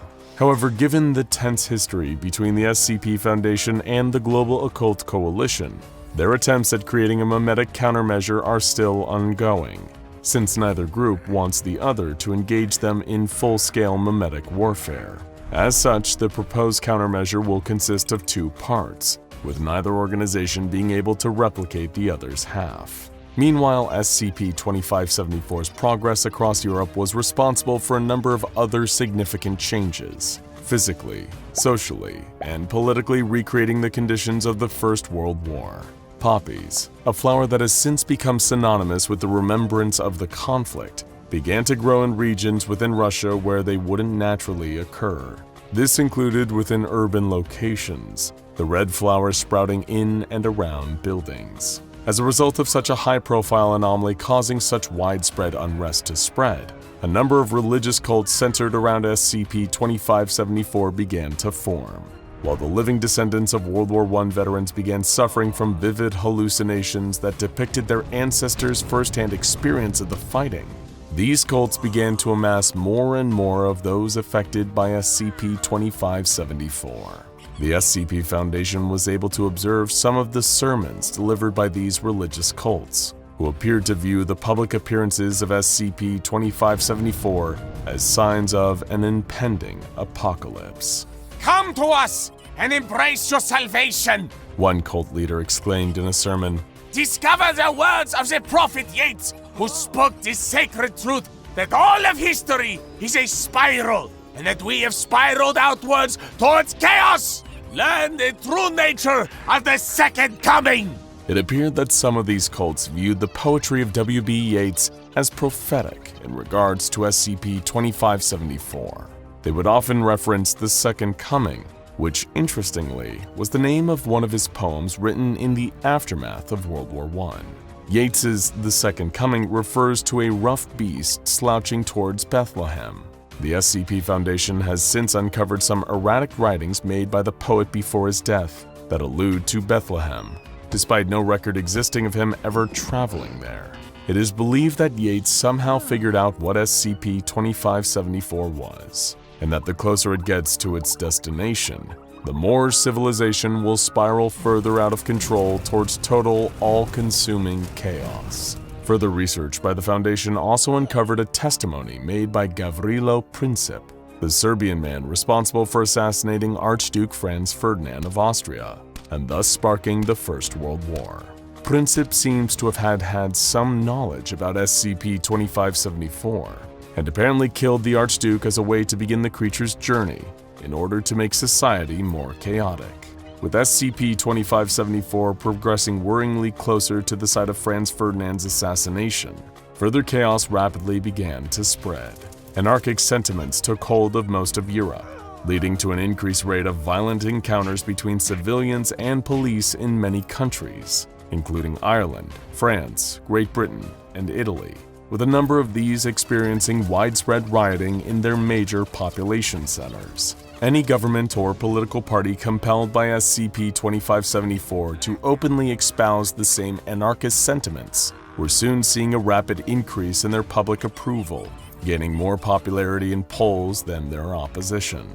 As a result of these heightened tensions between the public and the government of their countries, assassination attempts of politicians saw an alarming increase of around 60%. SCP-2574 caused countries that had existing hostile relations to engage in armed skirmishes at their borders, with at least one of these battles occurring every 2 weeks, and each time threatening to spark a much larger scale conflict. Thanks to the anomaly's effects, the international tensions, dissolving alliances between countries, and adoption of nationalism, which were all factors leading to the start of the Great War, were beginning to rapidly spread once again. By the time SCP-2574 was around 550 kilometers from Sarajevo, people began experiencing injuries common among soldiers during World War I. Many patients would die during surgery, only for their bodies to disappear shortly afterwards. Conflict erupted between Ireland and England, and as SCP-2574 entered Bosnia and Herzegovina, many began to report suffering intense dreams about the anomaly.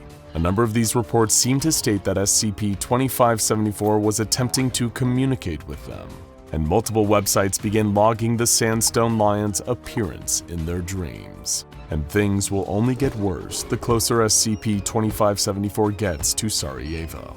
SCP-2574 contains the raw energy of World War I, one of the most catastrophic events in human history, a global conflict with a death toll in the tens of millions. The SCP Foundation estimates it'll reach the site of Franz Ferdinand's assassination within a month. And from that point, given the effect it's had on the rest of Europe, there's only one likely outcome when that rough beast slouches towards its ultimate destination: war.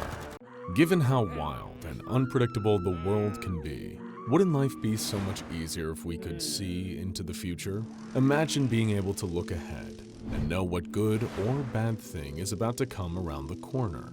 If times have been hard for you, knowing you've got something worth looking forward to might give you just enough willpower to keep going. Or if there's a storm on the horizon, then at least you would have enough time to prepare.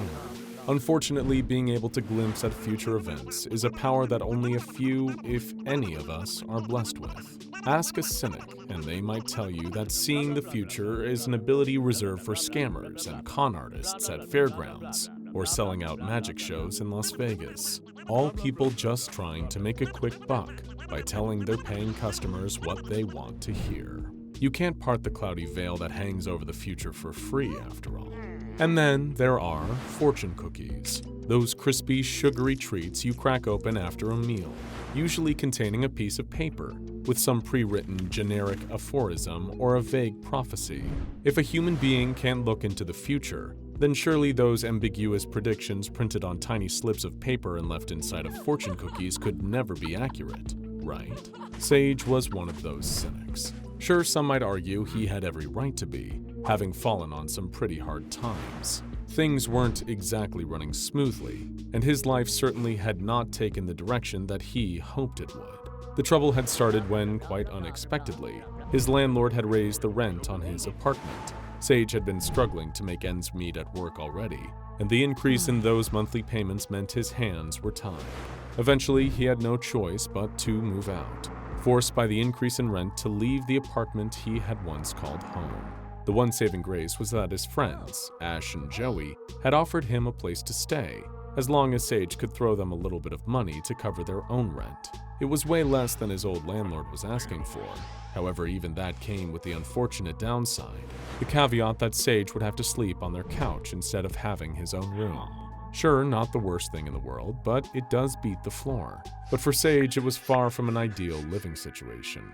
To try and lessen the blow of having to leave the independence and privacy of his own place, Joey and Ash had decided amongst themselves to throw a little celebratory dinner. But of course, the key oversight to their plan was that neither of them were all that great at cooking, mostly surviving on either ordering and delivery from local fast food places, or anything that only needed a quick nuking in the microwave in order to make edible. All the same, Ash was adamant that their lack of culinary know-how wasn't going to stand in their way.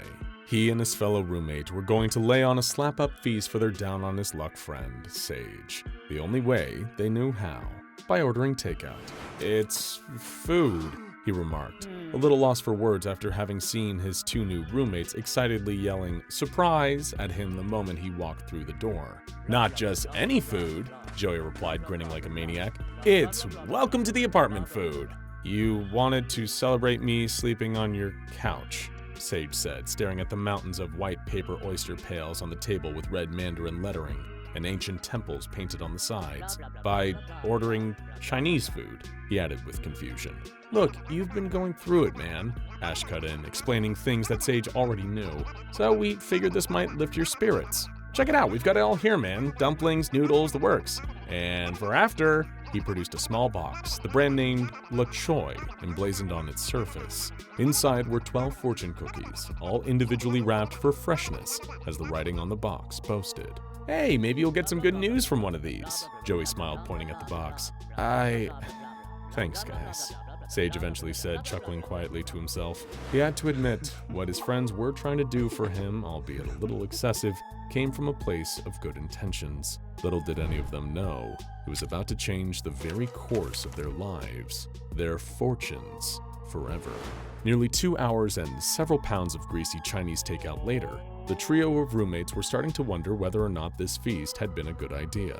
What had started as an innocent meal now had them all feeling a little queasy, having eaten so much food that they were questioning their life choices. And still with a few oyster pails half full of leftover food. Throwing out the empty paper containers and leaving the rest in the fridge, Sage sat back on the sofa, groaning in tandem with his friends and cursing himself for having a third helping of the chili beef. "Oh, damn, I almost forgot," Joey said weakly, reaching for the box of fortune cookies. Opening it, he offered it to Sage, who immediately put up his hands to refuse. "No way, if I eat another thing, I swear I might have a heart attack," he said. "We don't actually have to eat them," Ash interjected, picking up one of the plastic-wrapped cookies at random. "You only open them for the fortunes anyway." "Right, and I guess one of these cookies is gonna tell me that everything happens for a reason, or to keep my head up, or some other vague, non-specific prediction," Sage replied, making no attempt to mask his sarcasm. "Come on, man," Joey urged, taking a cookie for himself before thrusting the box into Sage's hands. "Sure, they're never perfectly accurate, but it's just a bit of fun. Besides, it's all down to how you interpret your fortune. You aren't meant to take it literally." With a cynical sigh, Sage gave in and grabbed one of the remaining fortune cookies, tearing open the plastic packaging surrounding it in time with Ash and Joey doing the same. He then snapped the yellow, sugary shell in two. A tiny piece of paper was concealed within, with an inscription printed on one side in blue ink. But before he had a chance to read it, Joey, who was sitting next to him and had done just the same, recited his own fortune out loud. "Buy a ticket, trust your instinct, and the numbers will come," he read. "No way that's what it says," Ash argued. "I'm not kidding," Joey protested. "Let me guess, the other side reads, 'This fortune was sponsored by the state lottery,'" Sage joked. Indignantly, Joey held up his fortune to his friends' faces, letting them read for themselves what he had already repeated aloud. Being far from a betting man, Joey had hardly ever made as little as a friendly low-stakes wager, let alone taking the chance on playing either the state lottery or a national one like the Powerball. The odds of winning just seemed like they were stacked too high, and yet something about just how specific this fortune was made Joey feel compelled to maybe give it a try, considering taking a chance and playing against those odds by buying himself a ticket. "My turn," Ash announced, excitedly unfolding her own paper fortune and clearing her throat. "Keep your light on. The person you're looking for will be here soon." Even someone as cynical as Sage had to admit there was something very strange about how detailed these fortunes had been. Or seemed to be, at least. Part of him thought maybe that was part of their gimmick, making the text on the paper that little bit less vague and generic than the other ones found in other cookies, so that people would find it easier to believe they were an accurate prediction of the future. But then again, it did seem like a strange coincidence. Sage knew that Ash had been trying to get back into the dating scene, but was having little luck on the more popular apps for meeting new people. Still, it's not like the prediction on that little piece would actually come true, nor would Joey's. But if nothing else, the least it could do was inspire a little hope in the pair of them. Sage looked down at his own fortune, part of him secretly wanting there to be another optimistic message written on the paper. After all, he needed a little boost in that department, even if it was just for tonight. Printed in blue ink were 3 short words. "Look both ways," Sage read, immediately feeling his heart drop in disappointment. "That one sounds way vaguer," Joey commented, highlighting the obvious. "Well, we can't all pick the nice fortunes," Sage retorted, crunching the tiny slip of paper up in his hand and stuffing it into his back pocket. "They're all just randomly generated anyway. There are probably a million fortunes out there that are all worded exactly the same as ours. It's not like any of these will come true anyway." Falling asleep on the couch later that night, Sage had no idea just how wrong he was about to be proven. Almost to the same degree, he had little clue as to what his fortune had actually meant, but would only realize when it was too late. Over the course of the following few months, a lot seemed to be happening in the lives of Sage's 2 friends, and by contrast, very little was changing in his own life. The first surprise came when Ash had met a new flame, a girl by the name of Sky. In Sage's head, it was just a fling, not something he expected to last, although he would think twice about saying it out loud so as to not upset his roommate. But to his surprise, Ash seemed to be utterly smitten with her newfound relationship. The pair of them were happy, the very textbook definition of head over heels for one another. Both Sage and Joey were quick to voice their support, but seeing what Ash's fortune cookie had predicted actually coming to pass got the latter of them thinking. Had that just been a lucky coincidence? Was it just a case of right place, right time? Joey wasn't entirely convinced, despite Sage telling him otherwise. As far as he was concerned, it was all just down to timing and confirmation bias. Something that was impossible to predict or foresee had happened that had just so happened to coincide with what they had read in their fortune cookies. But for his friend, it seemed an awful lot like the fortune Ash had picked was 100% accurate, which meant he could be too. On top of that, Joey couldn't help but wonder, had the fortunes inside the cookies predicted what was already going to happen? Or did reading those predictions make them become a reality? Eager to find out if his own fortune cookie had been telling the truth, Joey decided to make a spontaneous venture on his way home from work. While riding the subway, he opened up the website for the Powerball and went about purchasing a ticket. The minimum bet was only a few dollars, but if his cookie prophecy was really a guaranteed accurate forecast of the future, then Joey was in for good fortune in every literal sense of the word. His paper slip had told him to put faith in his own instincts, and so with trembling hands he input a series of numbers, going with the first ones that popped into his head. Getting back to the apartment that night, Joey's heart was racing, and he made sure to let the others know about it. Barely able to contain his excitement, the pure, unfiltered nervousness his friend was exhibiting quickly became unbearable to Sage. The draw for the Powerball was fast approaching at the end of the week, although he was getting sick of Joey claiming his numbers were sure to be called and pondering out loud what he would spend the prize money on. Sage's cynicism still prevented him from believing that his friend was going to win, despite having witnessed Ash's fortune come true already. It wasn't until it happened right in front of his eyes that Sage started to realize just how wrong he might have been. The night of the draw, the 3 roommates, plus the new love of Ash's life, were gathered around the TV. All of them, apart from Sage, were glued to the screen, barely breathing. The apartment was so quiet, you could hear a pin drop, the silence only broken by Sage occasionally piping up. "Watch, it's not actually going to come true," he would assert, not intending to put a downer on the proceedings, but merely trying to encourage Joey to manage his expectations. The other 3 shushed him. The numbers were about to be called. Gripping his ticket in one hand, the paper slip containing the fortune in the other, Joey felt his pulse rising, heart bumping against his chest. He wasn't sure if it was out of excitement or nerves. In fact, it was more likely an even blend of both. On the screen, the multicolored balls were pulled one by one out of a spinning chamber, each one marked with a different number. Slowly, the first was revealed to the audience. Joey, Ash, and her partner Sky could hardly contain their excitement when they saw that it was the same as the first number Joey had picked out. It was only when the second number was called and the others once again yelped in excitement so loudly that Sage looked up from his phone and took notice. Before his very own eyes, he watched as each number that the Powerball presenter unveiled was met with a chorus of more and more excited whooping from his friends. They were all a perfect match for Joey's numbers, every single one. He had won a huge sum of money exactly as the fortune cookie had alluded to. Even for someone as skeptical and disbelieving of predicting the future, it was hard for Sage to deny that both of his roommates' fortunes had come true. In fact, it was especially hard to be cynical about it after watching firsthand as Joey won the Powerball by trusting his instincts, which boiled down to him literally picking the first numbers that randomly came into his head. But given how specific both Joey's and Ash's personal prophecies had been, compared to how vague his own was, Sage didn't know if what his slip of paper had said was a promise of good things to come or an ominous warning. It also didn't help that he just couldn't nail down what it meant. Look both ways. For weeks and weeks on end, he mulled the phrase over in his head.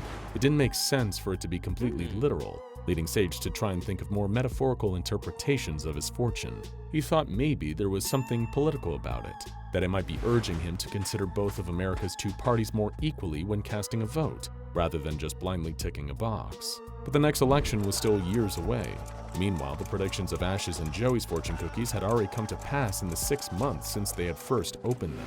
Frustrated and looking for the exact answer behind his paper fortune, Sage was running out of ways to reinterpret those 3 words that apparently dictated his inevitable fate. But the thing that pushed him into pure desperation was the uncontrollable jealousy of witnessing just how happy his friends were after their fortunes became true. He wanted to be happy for them and tried his best to be. But seeing Ash and Sky in their blissful relationship and Joey frivolously spending his Powerball winnings on expensive clothing soon became unbearable. Having exhausted all other options, still no closer to understanding what his fortune was, Sage decided to visit the Chinese restaurant they had ordered their food from all those months ago. But his heart sank as the staff working in the restaurant told him that whatever was written in the fortune cookies didn't have any bearings in the real world. "You don't understand," Sage argued. "My friends both had their fortunes come true. I mean, the cookies we got from you predicted it almost perfectly down to the word. I just need you to tell me what mine means." I'm sorry, sir," the young man behind the counter replied, "but it must just be a coincidence. Fortune cookies can't accurately tell the future. It's more about what you believe the fortune means." Disheartened, Sage left the restaurant, his head hanging low. As he walked down the street towards the sidewalk, he felt his phone vibrate in his pocket. Taking a look at the screen, still walking, he saw a text from Joey. He was asking if Sage had any luck asking the restaurant about his fortune cookie. Maybe if Sage had done what the fateful slip of paper had told him as he stepped off the sidewalk, then he would have seen the bus speeding down the road towards him. If you want to know the future, perhaps you should only look at your own risk. Sometimes knowing exactly what is destined to happen to you can make it impossible to avoid. A self-fulfilling prophecy, if you will. That is the warning given to any who dares to take a prediction from SCP-377.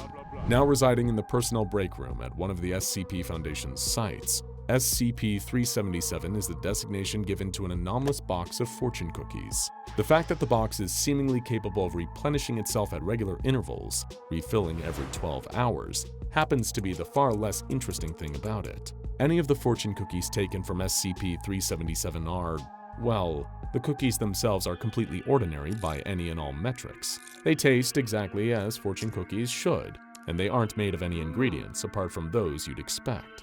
But somehow, without fail, every single fortune found within one of these crispy confectionery clairvoyants manages to be 100% accurate. They aren't generalized predictions for the future. Definitely. None of them have prophesized who the next winners of the World Series are going to be, or who is next in line to be president. Every fortune contained in the SCP-377 cookies are specifically tailored to the person who opens them. These fortunes have ranged from detailed foreknowledge of upcoming events and changes in someone's personal life, to vague, unspecified allusions to what lies ahead. And while always factually accurate and perfectly aligned with the future, the predictions made by these cookies are not always promises of good fortune.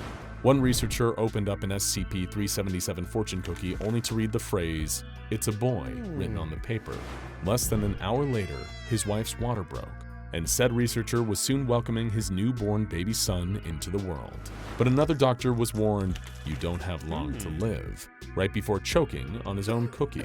Right there in the break room, that doctor suffocated, killed by the same thing that foretold of his death only moments before.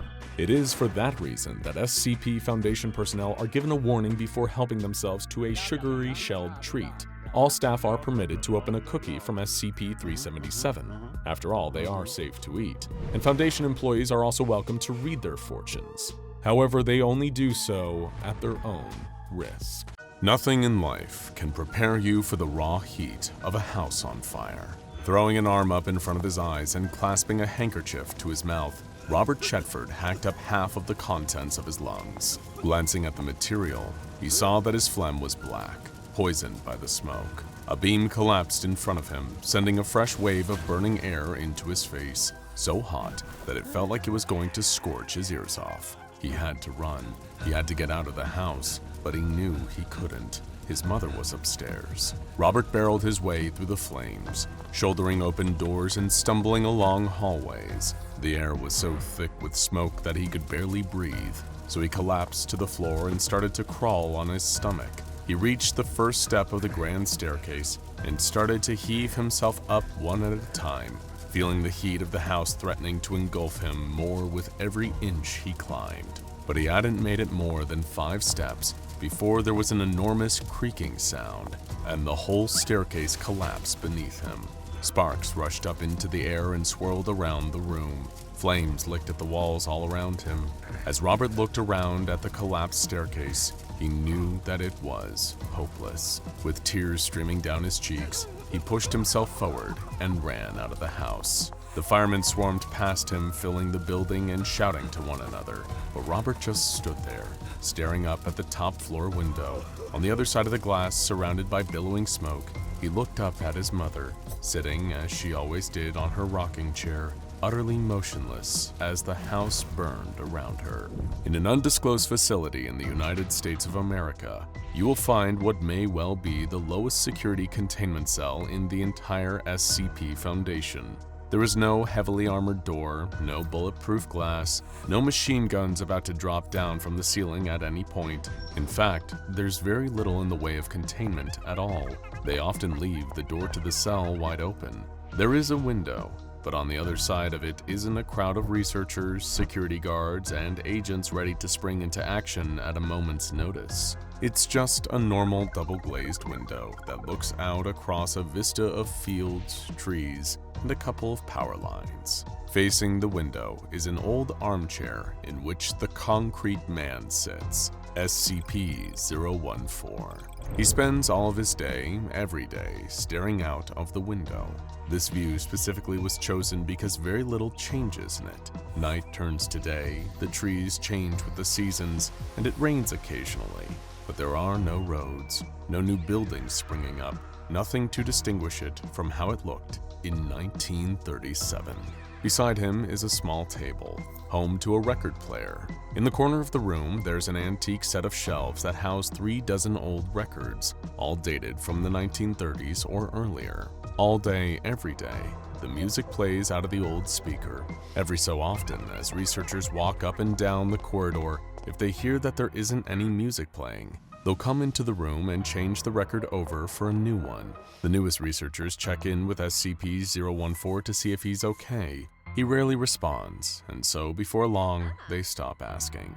You would think, therefore, that the Concrete Man is elderly, approaching the twilight years of his life, but the man who sits there in his chair, staring out of the window and listening to music from almost 100 years ago, appears to be just 30 years old. Friends of Robert Chetford reported a noticeable change in his demeanor following the fire and death of his mother. He had lost his father not long before to a workplace accident. William Chetford had been a construction worker, climbing up the girders of New York's emerging skyline, pouring concrete and piling bricks. He had been working on a new building, one that was said to be the tallest in the world, called the Empire State Building.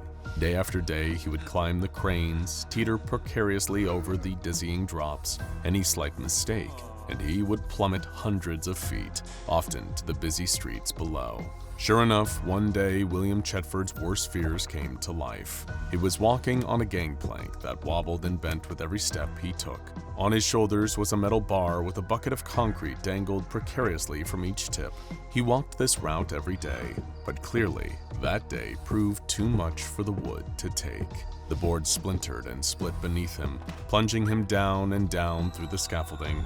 William desperately reached out an arm and managed to grasp the edge of a girder. He hung there helplessly, staring up at his colleagues high above him. He cried out for help, and upon seeing him, they began to scramble down level by level to try and rescue him. He just needed to hang on for a moment longer, and they would rescue him. but one of them knocked over a bucket of concrete. William Chetford could do nothing but watch as the heavy sludge slowly tumbled towards his face. He tried to dodge it, but it was no use. The company told Mrs. Chetford that this had been William's saving grace, that he had been unconscious for the long fall down to the streets below. His fellow workers knew that this wasn't the case. They heard his screams all the way down. Mrs. Chetford didn't believe any of it. They were lying, all of them. The company, his co-workers, everybody. She knew what had really killed him. It was the same thing that was killing her slowly, the same thing that had been passed on to their son, concrete poisoning. She'd approached the Wall Street Journal, New York Times, and any outlet she could, but none of them were remotely interested in the story. There were chemicals in the concrete. It wasn't safe to use. It never had been. She'd been working in nursing homes and seen the effects of concrete on construction workers. They'd become paralyzed, unable to move, spending so many years breathing concrete air, letting it absorb into their skin. Their bodies had slowly started to turn into it. She knew it. She started to go crazy, pinning up news clippings, medical journals, photographs, maps, anything she could find, all over her walls, her entire bedroom.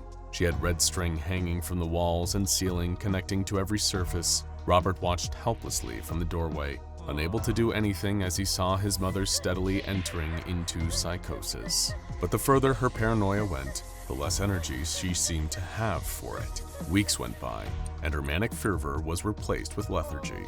She got slower and slower in her movements, talked less and less at mealtimes, and began to sit down for extended chunks of the day. Robert, assuming that she was tired from grief, did what he could to help. He carried an armchair up to her room and placed it in the corner by the window so that she could look out over the world around her. He thought she was resting, but it soon became apparent that she wasn't really resting. She was withdrawing, almost freezing over.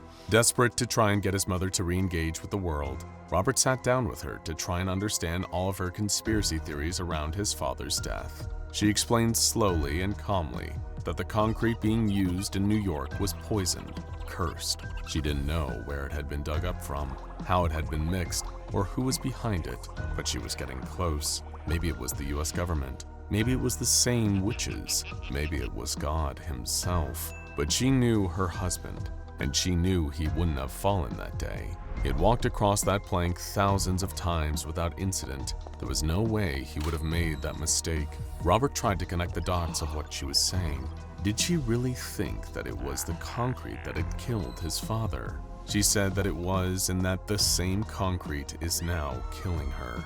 She showed him her hands, turned them over front and back under the light for him to inspect. They looked just like normal hands, elderly, wrinkled, with deep veins popping out, but normal. She scratched at them and tried to feign pain for the effects of her fingers. Look, she said. You see that powder coming off them? That's concrete powder. But Robert didn't see any of it. The concrete man came to the Foundation's attention a couple decades ago. Construction workers in New York in the late 1990s were hard at work clearing out the foundations for a new skyscraper. The site was built on top of what used to be a residential block. But one intrepid builder soon discovered something that shook him to his core. There was an old cellar beneath where the building used to be. The lock on it was heavy, thick with rust, and had been open for close to 70 years. He and his team managed to pry it open, put on their flashlights, and went inside. What they found was a basement apartment still sitting there beneath the rubble. It was a relic of its time. Thick dust covered every surface, ugly wallpaper surrounded them, and ancient appliances covered with rust sat in the kitchen. It was almost like walking through a haunted house. The builders joked about ghosts stalking these corridors as they made their way through, until they reached the bedroom. Sliding the door open, they faced a man sitting there, staring at them from an old armchair. The four burly builders screamed like little girls for a split second, then burst out laughing when they realized that the man wasn't real. He must have been a waxwork or something. He was sitting so perfectly still and hadn't reacted at all to their presence. They went over to inspect what he was made out of. They tapped on his forehead, lifted his arms and dropped them, and were surprised at how convincing the fake man was. That was, of course, until he politely asked them not to touch him.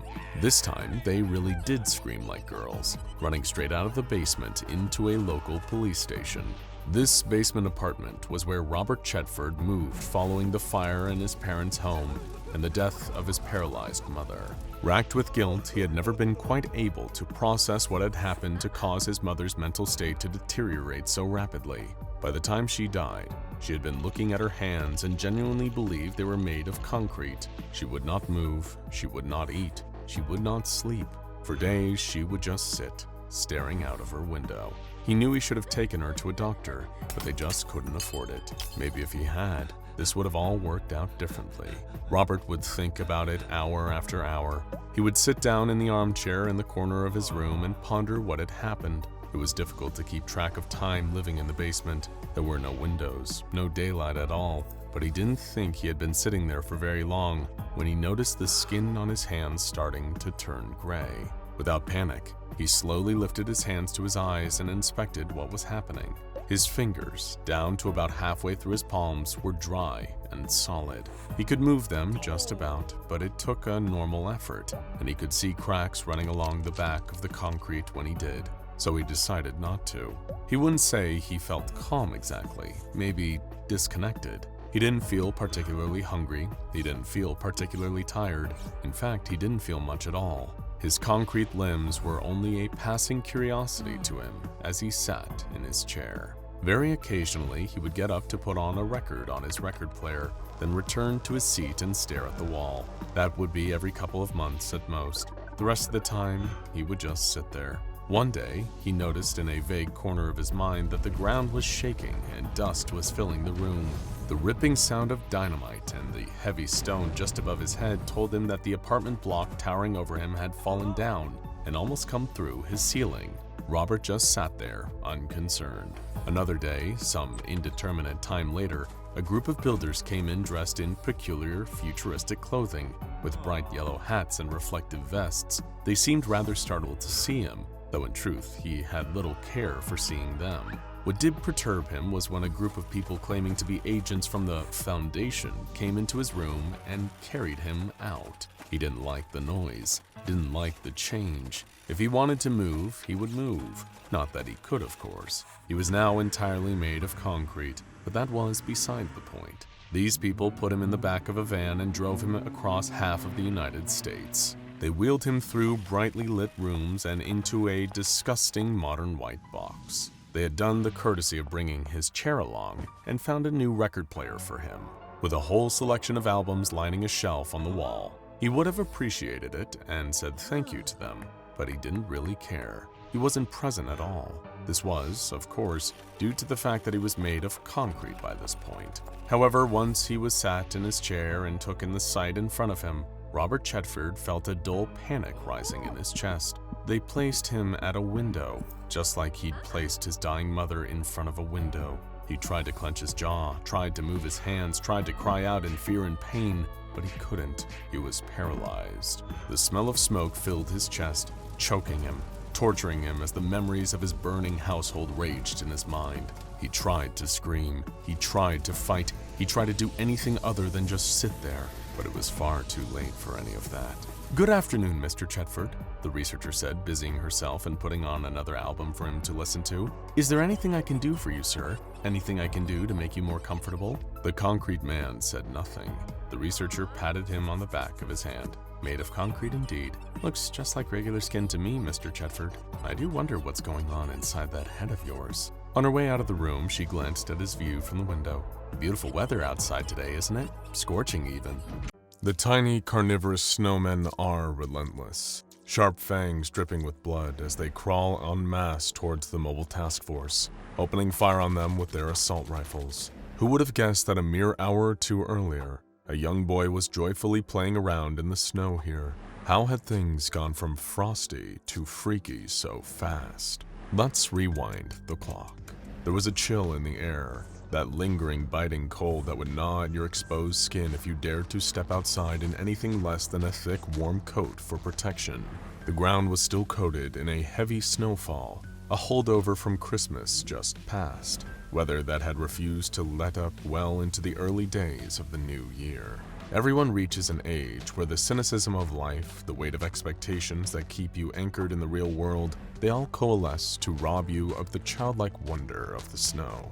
As you get older, the snow loses its novelty. It becomes a source of inconvenience, something that you need to shovel off the driveway to take your car out. Whereas, turn the clock back to youth, and it's like a tiny miracle. It coats your whole world in a clean blanket of freezing frost, turning the ordinary into a wonderland. Robert and Michaela Anderson were glad that their son Michael was still at an age where he could enjoy the snow. After all, Michaela getting to take her son out in his sled or seeing him hurling snowballs at Robert was able to provide them with a little bit of warmth during the freezing cold, snowier months in Missouri. Optimism was never enough to melt the snow, however, and maybe that's what drew in those creatures, the snowmen. It was early 2019, not even a full 2 weeks into the year. By now, Michael had gotten used to the fact that after Christmas and New Year's Day, a begrudging return to school would soon follow. As much as it clearly brought down his mood, nothing lifted his spirits like still getting to be out in the snow. And after a long day of helping his mom take down the tinsel and pack up the lights while his dad disposed of the tree, Michael was itching to go outside. "Please, Mom?" he begged as a box of decorations was placed back in the attic. His hands clasped together in a pleading gesture. "Please, please, please, just 5 minutes. I won't go further than the front yard." Michaela sighed, partly from exhaustion, but a smile crept onto her face. It was hard not to find her son's love for the snow endearing. "All right, but only for 5 minutes," she insisted firmly.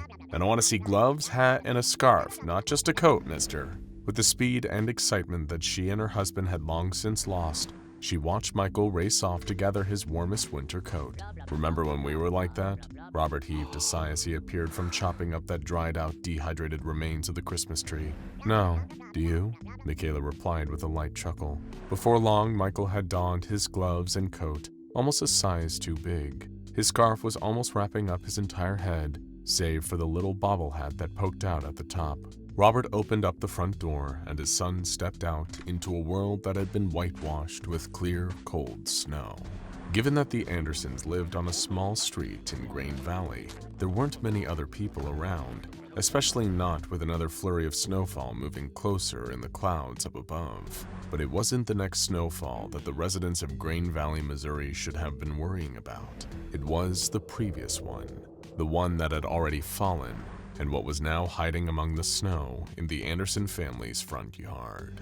Having few other kids his own age to play with and not being allowed to venture too far from the front porch, Michael was content to spend his precious time outdoors making snow angels or practicing throwing snowballs. He had long been trying to get one to clear the roof of the small house he and his parents shared, leaving a few scattered patches of snow embedded on the roof shingles. A few meters from the front door stood a snowman. Granted, that was hardly a rare sight at this time of year, especially in the cold weather, but what was so unusual about it was that Michael hadn't remembered making a snowman recently. His parents hadn't let him out in the snow on his own since the start of the new year, given how badly the downfall and icy winds had been for the first week of January. Sure, somebody else could have made it, taking a pause as they passed by the Andersons' front yard, although not Michael nor either of his parents had spotted anyone doing that. The snowman itself was featureless, the white of its ice-cold body smeared with mud and dead leaves,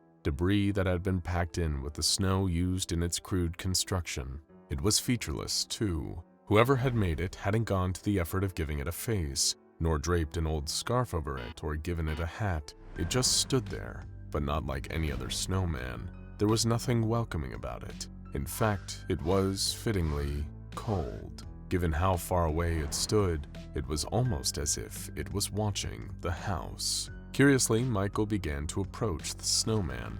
Being only 9 years old, his imagination was immediately running with the possibility that this snow and mulch construct could be alive, much akin to the likes of Frosty the Snowman. Little did young Michael Anderson know that he wasn't far away from the truth, although this particular snowman wasn't quite the happy, jolly soul from the much-covered holiday song. He hadn't got that much closer to the snowman when he heard something move nearer to where he stood. There was the rustle of leaves and the snapping of small twigs coming up from a bush next to him. Michael couldn't see what it was, but it was far too low to the ground and too close to the house for it to be a bird. Maybe a possum or raccoon had gotten trapped in the thin branches and was now scrambling to try and free itself. Diverting from approaching the snowman, he walked closer to the plant. As he did, the rustling got louder, more frantic, almost hungry. There wasn't just one creature lurking out of sight beneath the leaves, but lots of somethings. Robert and Michaela had been sitting indoors watching the TV when they heard a spine-chilling scream coming from outside. Instantly, they were both up on their feet, racing toward the front door. Robert threw it open, and Michael dashed inside in floods of fearful tears. "What happened, sweetie?" Michaela asked, concerned, brushing snowflakes from her son's coat. "Are you okay? Did you slip?" Through crying and sniffling, shaking uncontrollably with how afraid he was, Michael couldn't find the words to answer. Instead, he pointed through the still open door directly at the snowman, still standing at the edge of the front yard.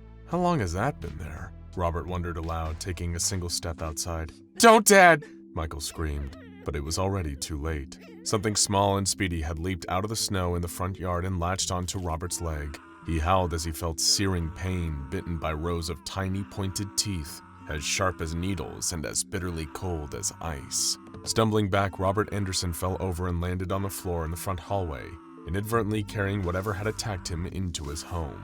Both Michaela and Michael screamed in fear as the tiny creature clawed its way up Robert's leg while he swatted at it frantically, trying to brush it away before it could get closer. With a blind swipe of his hand, he knocked the creature to the floor and clambered to his feet, arms outstretched, keeping his wife and son behind him, while staring in disbelief at what had bitten him.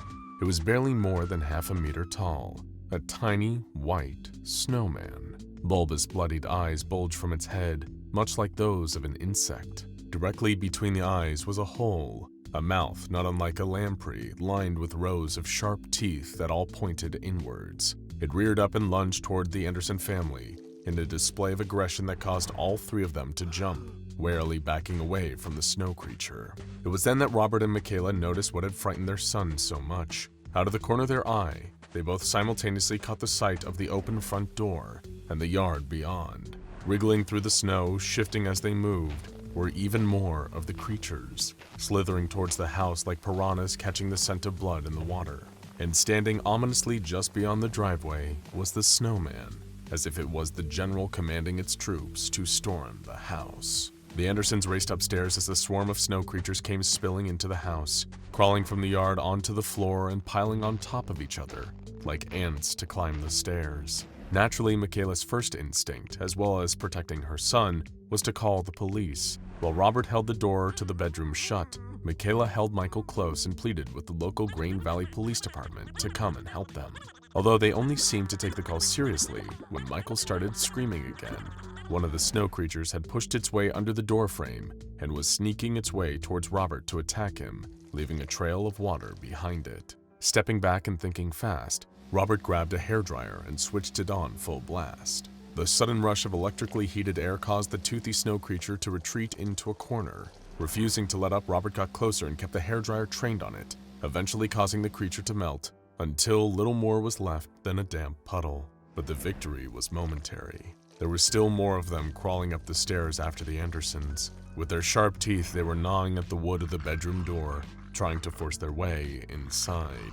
Fortunately for Robert, Michaela, and their son Michael, they wouldn't be able to recall the horrific events of January 12, 2019 for much longer. By the time the local police arrived, it had become clear to the officers responding that they were well out of their depth, especially when one of them was injured, suffering a bite from a snow creature.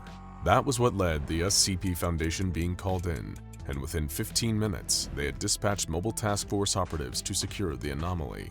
Being some of the Foundation's most highly trained agents, it didn't take long for the MTF to neutralize the carnivorous snow creatures. However, they quickly realized that the mysterious snowmen that had seemingly spawned the swarm could not be melted by any conventional means, nor would it deteriorate naturally on its own. A cover story was issued that Michael had suffered an accident and fallen down an open pothole that had become obscured by heavy snowfall. As a result, police officers were dispatched to help him, although the injury sustained by one officer due to a bite from a snow creature was never explained. Following this, the Anderson family was administered amnestics, meaning they quickly forgot about the whole terrifying ordeal. Maybe it was for the best, however. Young Michael seemed irreparably changed. He never went out to enjoy the snow again, repeatedly suffering from nightmares about the cold. Meanwhile, the anomalous snowman was recovered and thus designated as SCP-4230. Immediately, the SCP Foundation did as their organization does best and commenced testing, with a human subject, no less. They quickly discovered that SCP-4230 seemed to generate a sort of field around itself that could trigger a distinctive physiological change in any human being or animal that came within 6 meters of the snowman. This process became known under the designation of SCP-4230-1. It appeared that Michael Anderson had managed to unknowingly escape this fate purely by not getting too close to SCP-4230, staying just far enough away so as not to trigger SCP-4230-1. The Foundation placed D-19375, a member of their D-Class personnel, within this 6-meter radius of the snowman, and observed the gradual changes he underwent over the following week. For simplicity's sake, we'll refer to D-19375 as Frost, a rather fitting moniker, and you'll soon see why. Within a day of exposure to the snowman, Frost complained to a senior researcher that he felt a lot colder than usual, although he exhibited no other observable symptoms beyond the coughing and sniffling of a common cold. By the following day, Frost was far worse for wear, appearing to have lost significant body mass to the point where he'd appeared to have been malnourished. His cold-like symptoms had continued, accompanied by disorienting dizziness, and as if all that wasn't bad enough, his skin tone had seemingly lost its natural pigment, reduced to an unnaturally pale shade, as white as snow. Day 3 saw Frost's body continue to change rapidly at an alarming rate. He was internally producing an unknown chemical that looked to be responsible for enacting certain alterations, namely the dissolving of his femur and fibula. The cold and dizziness were also now made all the worse by the addition of pain to the man's lower body. Frost even reported to Foundation researchers studying him that every movement he was able to make caused him to suffer extreme levels of physical pain. But yet, rather than attempt to cure his condition, the Foundation apathetically observed, noting down the process of SCP-4230-1. Within 5 days of exposure to SCP-4230, naturally occurring substances within Frost's body had traveled downwards and solidified. This was followed by the most shocking stage of the SCP-4230-1 process so far, and one that made the Foundation realize that these weren't just changes, it was a transformation. When Day 5 saw Frost's skeleton physically reshaping itself, his head becoming a sphere and his arms extending outwards like brittle twigs, it soon became clear what was happening to him. He was turning into a snowman. Rendered immobile and blind, a week after SCP-4230-1 began to take effect, Frost had started to secrete an unknown substance. This liquid lowered his body temperature, freezing almost instantly, and turning his skin into an icy white mass, worryingly similar to snow. Sure enough, on the 8th day, the extent of the SCP-4230-1 process was made evident. Frost had already perished, his body now looking identical to a plain, featureless snowman. No eyes or face, just a blank, cold slate. But underneath the outer layer of snow, Frost's bones and the rest of his organs were still contained inside. From the outside, though, he wasn't even human anymore. Just an instance of what became known as SCP-4230-A. However, being turned into another snowman by close proximity to SCP-4230 wasn't even the worst part. By now, you might be wondering, what were those snow creatures that attacked the Andersons? You'd be forgiven for thinking that perhaps these were rodents or other wild animals affected by SCP-4230-1. After all, testing has shown that the process doesn't just alter human physiology, but these carnivorous needle-toothed creatures are known as SCP-4230-Bs, and they are nasty little critters, to say the least. When a person or animal is turned into a snowman during SCP-4230-1, becoming one of these instances is far from the full extent of the transformation. The tests the Foundation conducted on Frost, and presumably on numerous other D-Class personnel as well, led to them discovering the further alterations made when someone becomes an SCP-4230-A instance. Their freezing snow-encased bodies become hosts for white, spherical eggs. After a subject like Frost becomes an SCP-4230-A snowman, these eggs will hatch within 72 hours, producing up to 19 instances of SCP-4230-B creatures. The Foundation was quick to examine these bizarre snow spawn, gathering up as many as they could for testing. They found that instances of SCP-4230-B matured to adulthood remarkably quickly, reaching adulthood in 15 seconds. Destroying the eggs containing these creatures seemed to be an effective way of preventing swarms of SCP-4230-Bs from getting loose, although the Snowman each egg came from would also have to be destroyed to achieve this result. Also, the lifespans of the smaller snow creatures only lasted for a total of 24 hours, and they would melt away after a full day of life, regardless of the surrounding temperature. SCP-4230-Bs seem uninterested in food that was presented to them. Specifically, one test involved giving a snow creature a head of lettuce and a watermelon. The creature regarded the fruit and vegetables with little interest, even refusing to eat either despite prompts from the researchers. This painted the SCP-4230-Bs as exclusive carnivores, which explained why they attacked the Anderson family. They were trying to eat them, hunting the Andersons as a pack. Further testing into SCP-4230-Bs revealed they had a weakness to heat above a temperature of 40 degrees Fahrenheit. During another test, a D-class was sent into a cell with 10 of the carnivorous snow creatures, armed only with a simple lighter, an emergency flare, and 1 gallon of gasoline. Immediately, all 10 of the SCP-4230-Bs crawled toward the man, hungry, and determined him to be a new source of food. That is, until they noticed the lighter he was carrying. The D-class frantically clicked the spark wheel until the flame danced from the lighter, causing 7 of the creatures to back away from the heat source cautiously. The D-class was able to kill the remaining 3 instances in self-defense, causing them to melt with little effort. He was far luckier than the subject of the next test would be.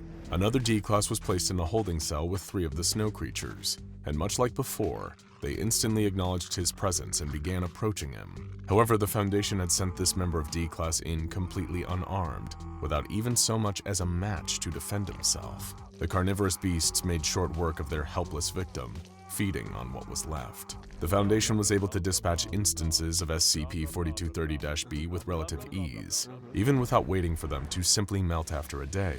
The use of flamethrowers or drawing them into warmer areas seemed effective enough at destroying the small snowman that hatched out of SCP-4230-A bodies. However, some bright spark at the Foundation decided to test what would happen if the opposite element was used against SCP-4230-B creatures. Were they vulnerable to the snow despite being made from a snow-like substance themselves? Another test was conducted to answer this, which involved a small snowball being thrown at one of the SCP-4230-Bs. The result of that incident has been entirely expunged from the Foundation's archives, but it's a safe guess to ask why. Evidently, when attacked using snow or ice, SCP-4230-Bs are seemingly able to adapt in some way that is determined to their attacker.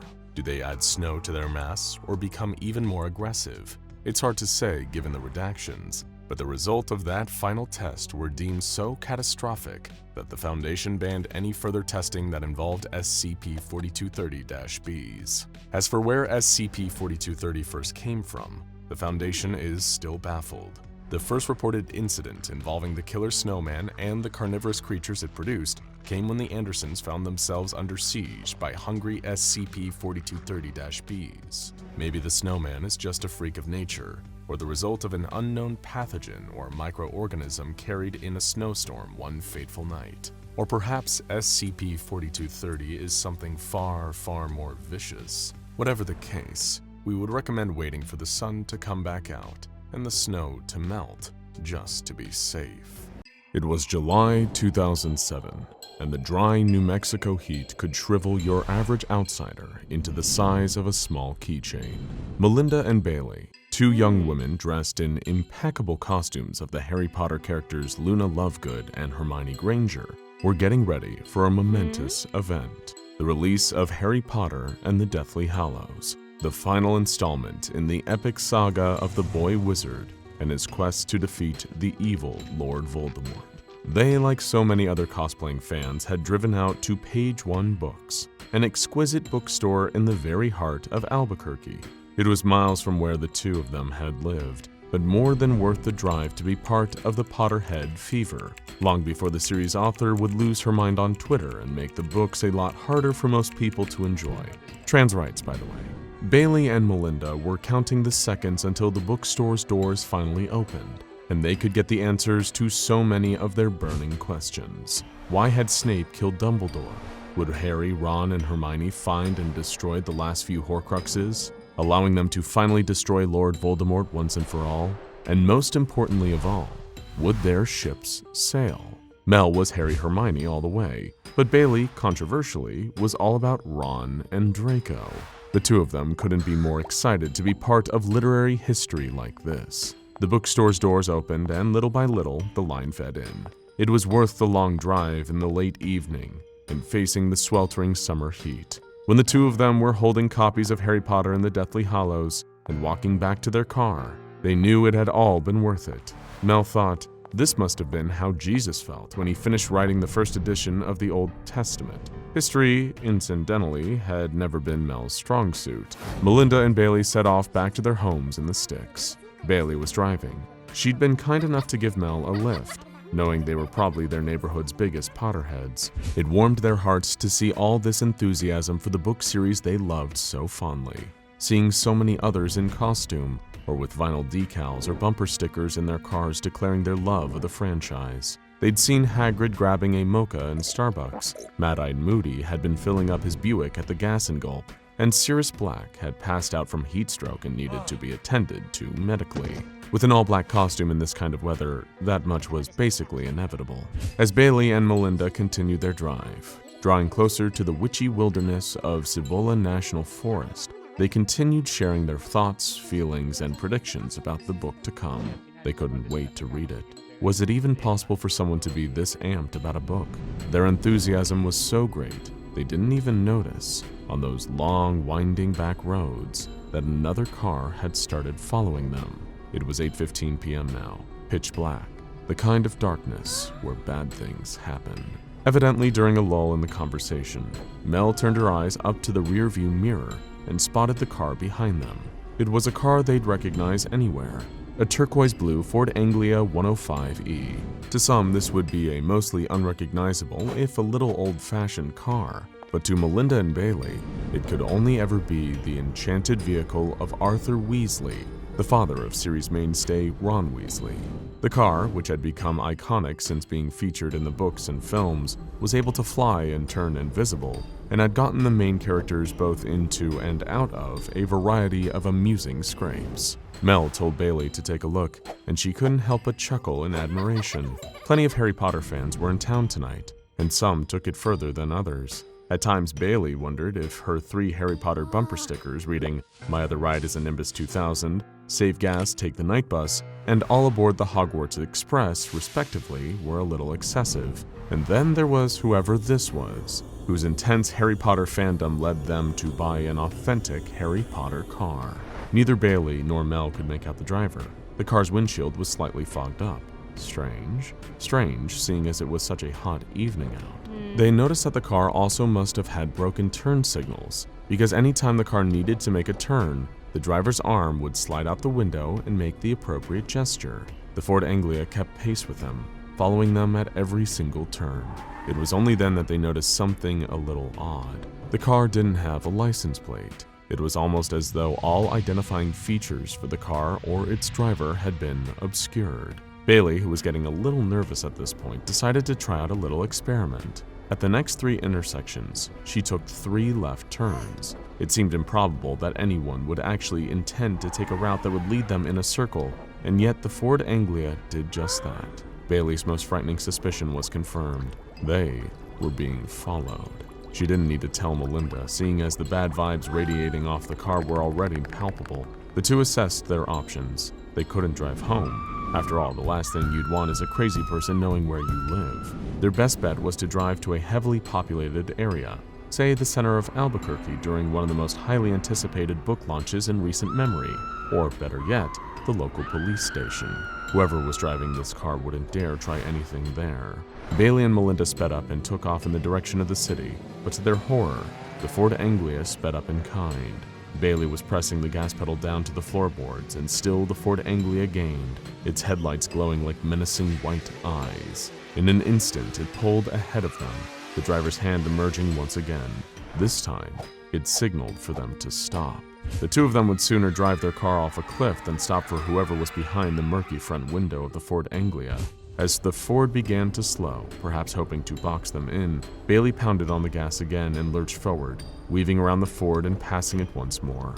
Their 2 copies of Harry Potter and the Deathly Hallows were rattling around in the back seats. Neither Bailey nor Melinda expected this night to end in a car chase, but it wouldn't be the last time their expectations would be dashed before sunrise. The 2 Potterheads were in the lead again, but it would still be 7 or 8 miles before they were officially out of Cibola National Forest. Bailey drove as fast as she could. She and Melinda were frantic messes of terror and adrenaline now, but the Ford Anglia kept moving, gaining on them with every second that passed. Go faster, goddammit, faster!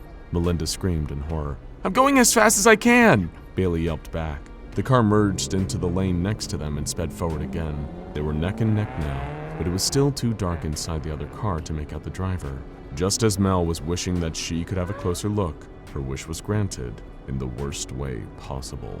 The Ford Anglia abruptly moved to the side and slammed against them, knocking them off course with a sudden shocking blow. The shock knocked Bailey sideways in the car and yanked the steering wheel along with them. The car veered off the side of the road and tumbled down the grassy embankment towards the trees, taking the 2 unfortunate Potterheads down with it. Before they knew it, their fender was wrapped around the trunk of a ponderosa pine tree. If it wasn't for their seatbelts and airbags, they would have died instantly.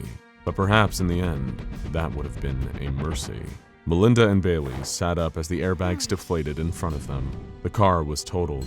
As the 2 of them shakily unbuckled their seatbelts and climbed out of the car, they were bathed in the light of the Ford Anglia's headlights from above, as though they were about to be abducted by a UFO's tractor beam. The Ford was just waiting on the road above them. Its engine rumbled like a low, bestial growl. The driver was still obscured behind the foggy windshield, but their arm was hanging out of the window once more. Bailey and Melinda were too frightened and dazed by the crash to even move as the car began advancing with unnatural grace down the embankment before them. It clambered towards them with such uncanny intent that it seemed almost like it had a mind of its own, rather than a machine being piloted by a human being. Melinda pointed forwards and screamed. She saw something Bailey didn't. There was something on the outstretched palm of the driver's hand. She thought it was a tattoo at first until she saw it move. 2 human eyes were fixed into the center of the flesh, staring directly at her, like a crustacean's eyes on stalks. Moments later, the car was upon them, and Melinda's scream was silenced. A concerned passerby found Bailey's abandoned car crashed in the ditch beside the road the next morning. The 2 women were never found, and 2 bashed-up copies of Harry Potter and the Deathly Hallows were discovered on the car's floor, among all the shards of broken glass, never to be read. Some days can be magical, just not in the ways you would have hoped, especially if you run afoul of SCP-3470, a Euclid-class anomaly somewhat cruelly nicknamed Harry Potter's Revenge. Sadly, kidnappings and car accidents aren't that uncommon in this strange, scary world we live in, but at a certain point, the SCP Foundation's many field agents detected a strange pattern in a series of car accidents near Cibola National Forest in New Mexico. In all these instances, the cars had been found crashed, but there were never any bodies. Eagle-eyed police officers studying the crash also picked up on another more subtle detail in all these events. The cars had turquoise blue paint chips on them, even if the cars themselves weren't blue, suggesting the impact of another car. Foundation eggheads correlated this with another strange report they'd received out of New Mexico. A young couple had narrowly avoided a dangerous incident when a car matching the description of a classic Ford Anglia 105E tried to flag them down on a dark and lonely road near Cibola National Forest. Just like Bailey and Melinda, the duo were unable to see the driver behind the fogged-up windshield. However, when they got close enough to see the driver's hand, they both attested that it had eyes on its palm, describing it as similar to the terrifying Pale Man from the movie Pan's Labyrinth. With all of these frightening and clearly anomalous data points in place, the SCP Foundation decided it was time to do their due diligence and go on the hunt for this predatory car. It wouldn't be the first time they'd tackled a sadistic or carnivorous vehicle, and because of this experience, they weren't going in unprepared. There was, of course, SCP-2086, also known as the man-eating bus. These were a species of huge insect-like creatures who'd evolved to perfectly mimic your average city bus in order to lure prey into their bodies. Another notable instance was SCP-1386, also known as the living ice cream van. This being is even more mysterious than the man-eating buses, and boasts a wide range of abilities from a hazardous form to a fleshy appendage, somewhat similar to the arm emerging from SCP-3470. The jury's still out on whether either of these anomalies are in any way directly connected to SCP-3470, but it gave the SCP Foundation a few ideas on how exactly to engage, study, and potentially even contain this new vehicular slaughterer of man. As you've probably come to expect by this point, where there are still so many unknown variables involved, the Foundation decided to fall back on Old Faithful, throwing a couple of D-classes at it and just seeing what happened. 2 were selected, placed in a standard Foundation off-road vehicle with dash and rear cams, and given a variety of equipment, including a special semi-automatic assault rifle with armor-piercing rounds, each one containing a micro-GPS that would allow the Foundation to continue tracking SCP-3470 after initial contact. And if, in the process of the experiment, SCP-3470 revealed some frightening new powers, then a standard vehicle and a pair of D-classes weren't much of a loss. Once again, another hapless duo were sent off on the roads in the proximity of Cibola National Park, though the Foundation hoped these 2 would at least end the night accounted for. They patrolled the roads, once or twice remarking on the beauty on the stars above, while not much of anything happened. Command kept close tabs on them back at the nearest containment site, feeding orders through earpieces and watching the live video feeds. As the drive continued, the 2 D-classes finally encountered SCP-3470. They get closer, at which point SCP-3470 begins its typical pattern of hunting behavior. It merged onto the road next to the D-class vehicle and began to slide alongside them. That's when the 2 D-classes realized, and couldn't help but remark, that this looked just like the car from Harry Potter. Was Hogwarts School of Witchcraft and Wizardry a new group of interest now? Had Lord Voldemort entered into an allegiance with the Scarlet King? This was hilarious. Of course, it didn't remain all that funny to the D-classes for long. The anomalous Ford Anglia suddenly pulled up in front of them and ground to an abrupt halt, forcing the D-class driving to pound the brakes, startling both of them. That's when the human arm slithered out from the Anglia's open window and made the stop signal, before twisting around and revealing the 2 staring human eyes embedded in its palm. The D-classes started to panic and reverse away, while the car started chasing them at terrifying speeds. Foundation Command kept ordering the D-class riding shotgun to live up to his title and blast the vehicle with one of the tracking bullets, but the driver was so terrified, he refused to slow down and give his fellow D-class a clear shot. As a result, the armed D-class released a flurry of shots and just got lucky that some of them happened to strike the car. This caused it to let out a terrible pain shriek, comparable to the squeal of breaking car tires. SCP-3470 then retreated, allowing the D-classes to safely return to base, while Command tracked the Ford Anglia back to its native habitat. It was time for the next phase of the mission to begin. The Foundation brought in Mobile Task Force Lambda-12, also known as the Pest Controllers, a group of operatives who specialize in taking down particularly verminous creatures. They'd be the ones to track down SCP-3470's nest and find out what they were really up against here. In order to complete the mission, 4 members of the task force were designated for infiltration, while 2 others were designated to keep watch outside. The infiltrators were given reinforced armor and a wide selection of weapons and tools, including a flamethrower, a tranquilizer gun, a net gun, and a light machine gun. SCP-3470's movements were tracked back to a cave in Cibola National Forest. When the infiltration team entered, they saw track marks with a familiar tire tread on the floor and walls of the cave, which suggested a number of frightening things about the anomaly they were chasing. As they got deeper into the cave, the air became intensely hot and humid. They found scat piles filled with human bones and a local sheriff's badge, suggesting that the car does indeed eat and digest its prey. But most terrifying of all, the infiltration team discovered a number of translucent eggs, which had small quadrupedal organisms, assumed to be the larval stage of SCP-3470, wriggling away inside. They collected some of the eggs and then burned the rest before turning around to leave. That's when they noticed that SCP-3470 was in the cave mouth, waiting for them. Except this one wasn't turquoise like the other. This one was black. The car began revving aggressively. After a tense standoff in which one of the task force members muttered, "I refuse to be killed by a goddamn Ford," the task force member with the light machine gun opened fire on the car's exposed arm. One of the bullets hit the creature in one of its hand eyes, causing it to let out another pained shriek and retreat from the cave mouth, allowing the task force to finally escape. The two who were meant to be on the lookout were never seen again. SCP-3470 remains at large, with the pest controllers doing whatever they can to track it down and contain it. The eggs are also subject to further study.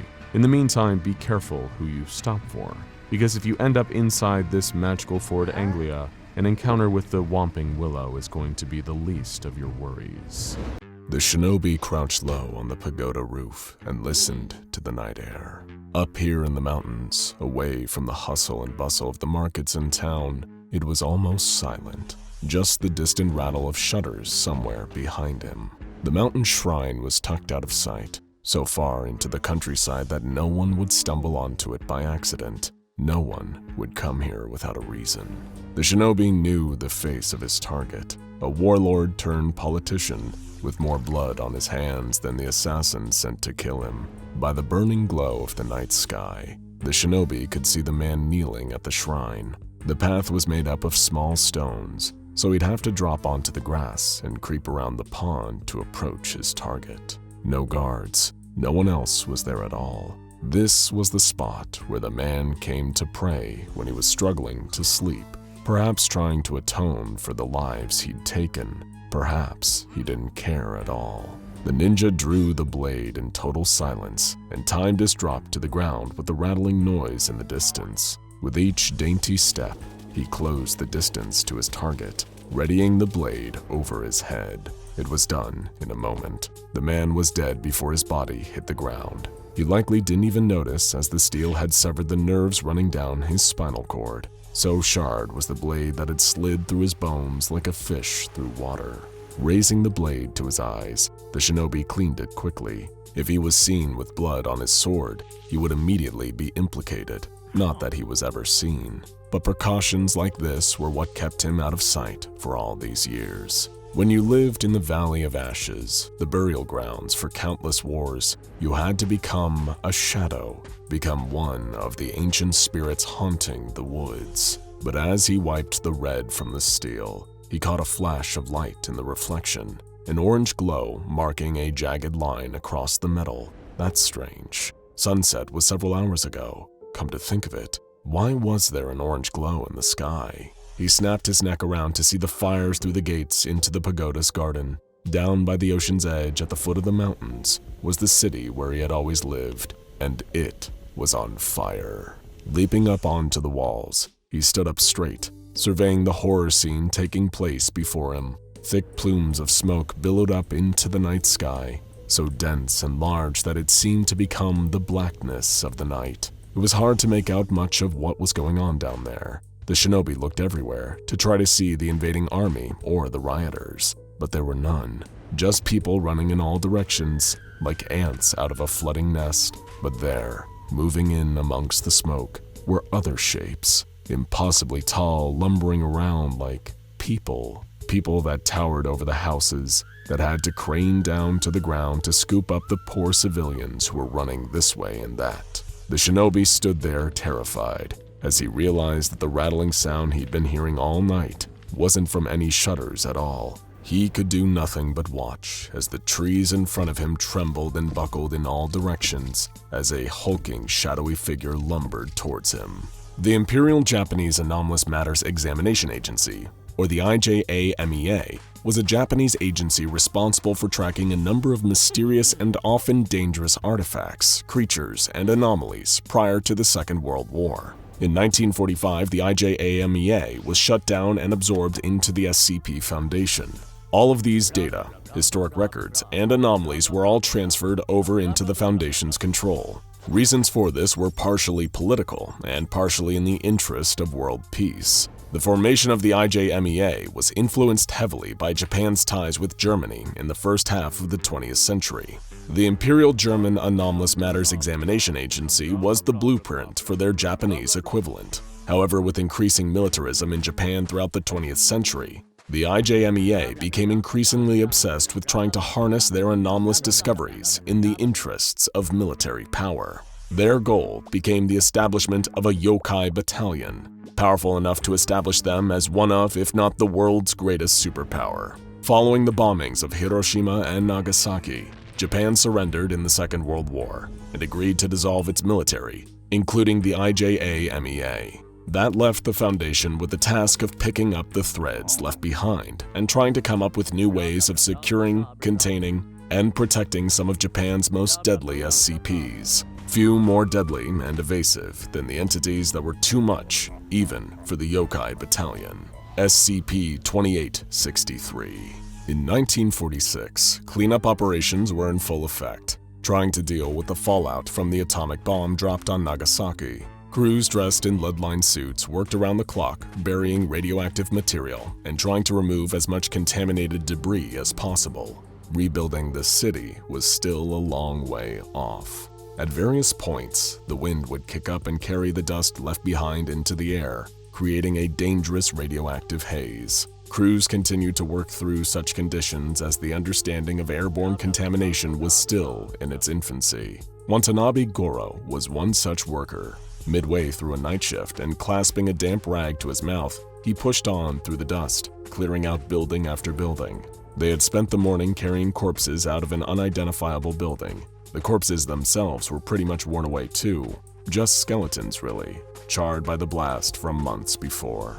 As Goro staggered along the street, he kept feeling like he was imagining things. The long hours and traumatic conditions were enough to make him see all kinds of things in his dreams, but he kept feeling like his dreams were starting to creep into the real world. Shadows kept moving through the haze all around him, taller than buildings, staggering around as if they were drunk. They had been appearing all night, just out of sight, but always close by. He stopped and leaned against what was left of a brick wall. There was one of his hallucinations now just up ahead of him. The husks of buildings on either side of him were about as tall as their knees. It must have been 30 meters tall at least. But its legs were strange. There seemed to be a gap in the middle of each of them. They were skinny. No, skeletal. The skeleton's foot crushed a car right in front of him. The crunch of metal was loud enough to snap Goro out of his stupor. This wasn't a hallucination. Hallucinations can't crush cars. With a yelp, he tumbled backwards, staring up into the haze of dust. He saw the shape of a pelvis. Above it, what must have been a ribcage the size of his house, but the creature disappeared into the darkness and the dust. If it was too tall for him to see its face, maybe it was too tall to see him on the ground as well. The skeleton stopped, standing directly over him. For a second, he thought that maybe he'd be okay, but then, with a great rattling rumble, the monster hunched down low, and the enormous skull appeared out of the haze, flying right towards him. He managed to dodge its gnashing teeth, but it caught his foot, sending him rolling through the radioactive dirt. Goro didn't give himself a moment to recover, though. He took off running as fast as he could, hearing the rattling sound terrifyingly close behind his back. You will be pleased to know that Watanabe Goro survived this incident. With only minor injuries, he managed to navigate his way to the nearest police station, where SCP agents, already familiar with the entity he had encountered, took control of the situation. The so-called starving skeletons had been roaming the bomb sites for several weeks by that point. It was the Foundation's first exposure to one of the oldest known entities that the IJMEA had been studying for years. To date, 206 separate instances of SCP-2863 have been officially recorded. However, the myth of the Gasha Dokoru had been circulating in various parts of Japan since the 10th century at least. Giant skeletons were said to haunt the sites of particularly deadly battles, hunting by night, and feeding on the blood of their human victims. These myths tally up with what the Foundation currently knows about these entities. Instances of SCP-2863 only appear after sunset and will lose all corporeality when exposed to sunlight in the morning, or any light source over 1.1 lux. To give you some reference for that, moonlight typically falls between 0.25 and 1 lux. A typical room with the light on will be 100 or even 1,000 times brighter.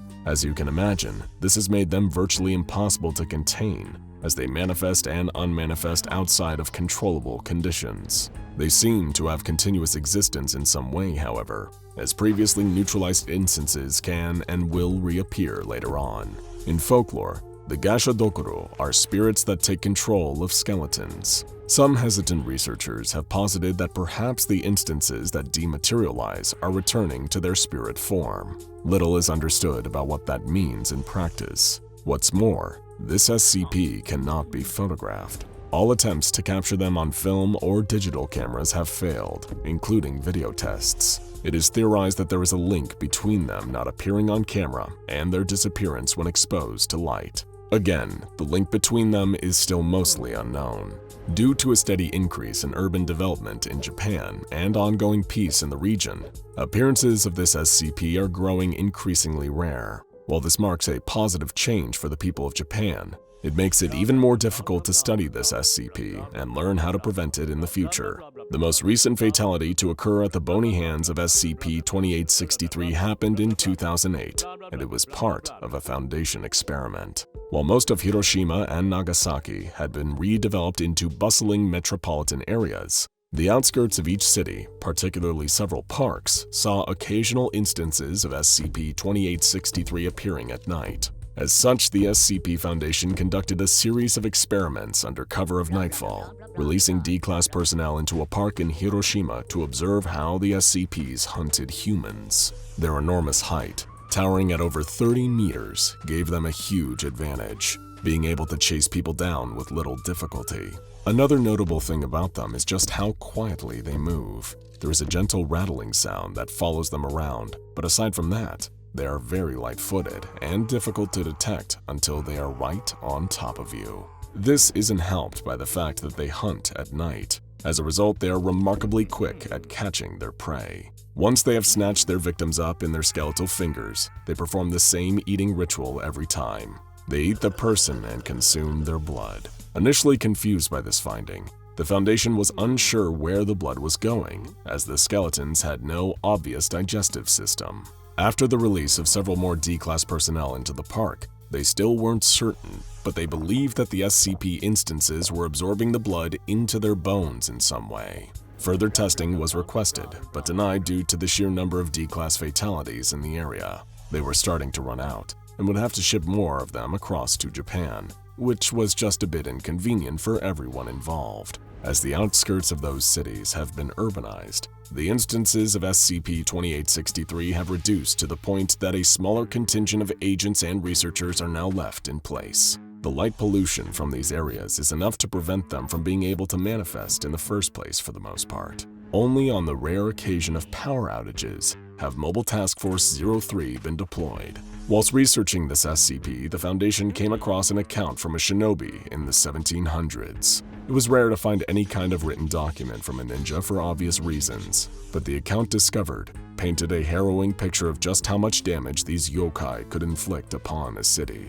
The nameless shinobi first encountered SCP-2863 while assassinating an unnamed target in the mountains above his fishing town. Looking down on the fires below him, he saw human shapes walking through the smoke, dwarfing the buildings they moved between, before an instance charged through the trees straight at him. Diving out of the way, the shinobi quickly melted into the shadows. Both man and demon hunted one another throughout the night. He managed to climb onto its spine and inflict what he was certain would be a killing blow to the skeleton, only for his blade to bounce right off the bone. Caught and vulnerable for the first time in his life, the shinobi was helpless as the spirit threw him from its back into the courtyard and charged at him. It was only the hem of the ninja's sleeve catching fire from a candle that saved him. Just as the skeleton was about to bite down on his head, the light flared and the SCP disappeared entirely. For a long while, the man lay in the courtyard, pondering his actions. He should have died that night, yet he survived. Getting slowly to his feet, the man now knew what his destiny was. A monster that strikes from the shadows, scared of the light. He and the Gashadokuro were not so different. Understanding his target was the first step to defeating them. Snatching up a lantern from the ground, the shinobi descended the mountain into the wreckage of his hometown and defended his people. By night, he would emerge hunting down the Gashadokuro under the cover of darkness, banishing them with the light hidden under a dark sheet. The man fought night after night, narrowly risking death to save his people from the onslaught of the evil spirit. A small plaque was installed by the IJAMEA shortly before the Foundation took over the management of the SCP. It was installed at the foot of an old pagoda just outside a small fishing village. On it was a simple haiku: "Walking in shadow, in the midst of our demons, we will find the light." Nobody should ever have to find out what a human body smells like, especially as it's being eaten. Sally clasped both hands over her face, trying desperately to block out the smell and to trap in her nervous breathing. She couldn't bring herself to look. Every bone in her body wanted to take off running through the forest, back out onto the interstate, to try and find some help. But there was nothing she could do. She could never outrun that thing.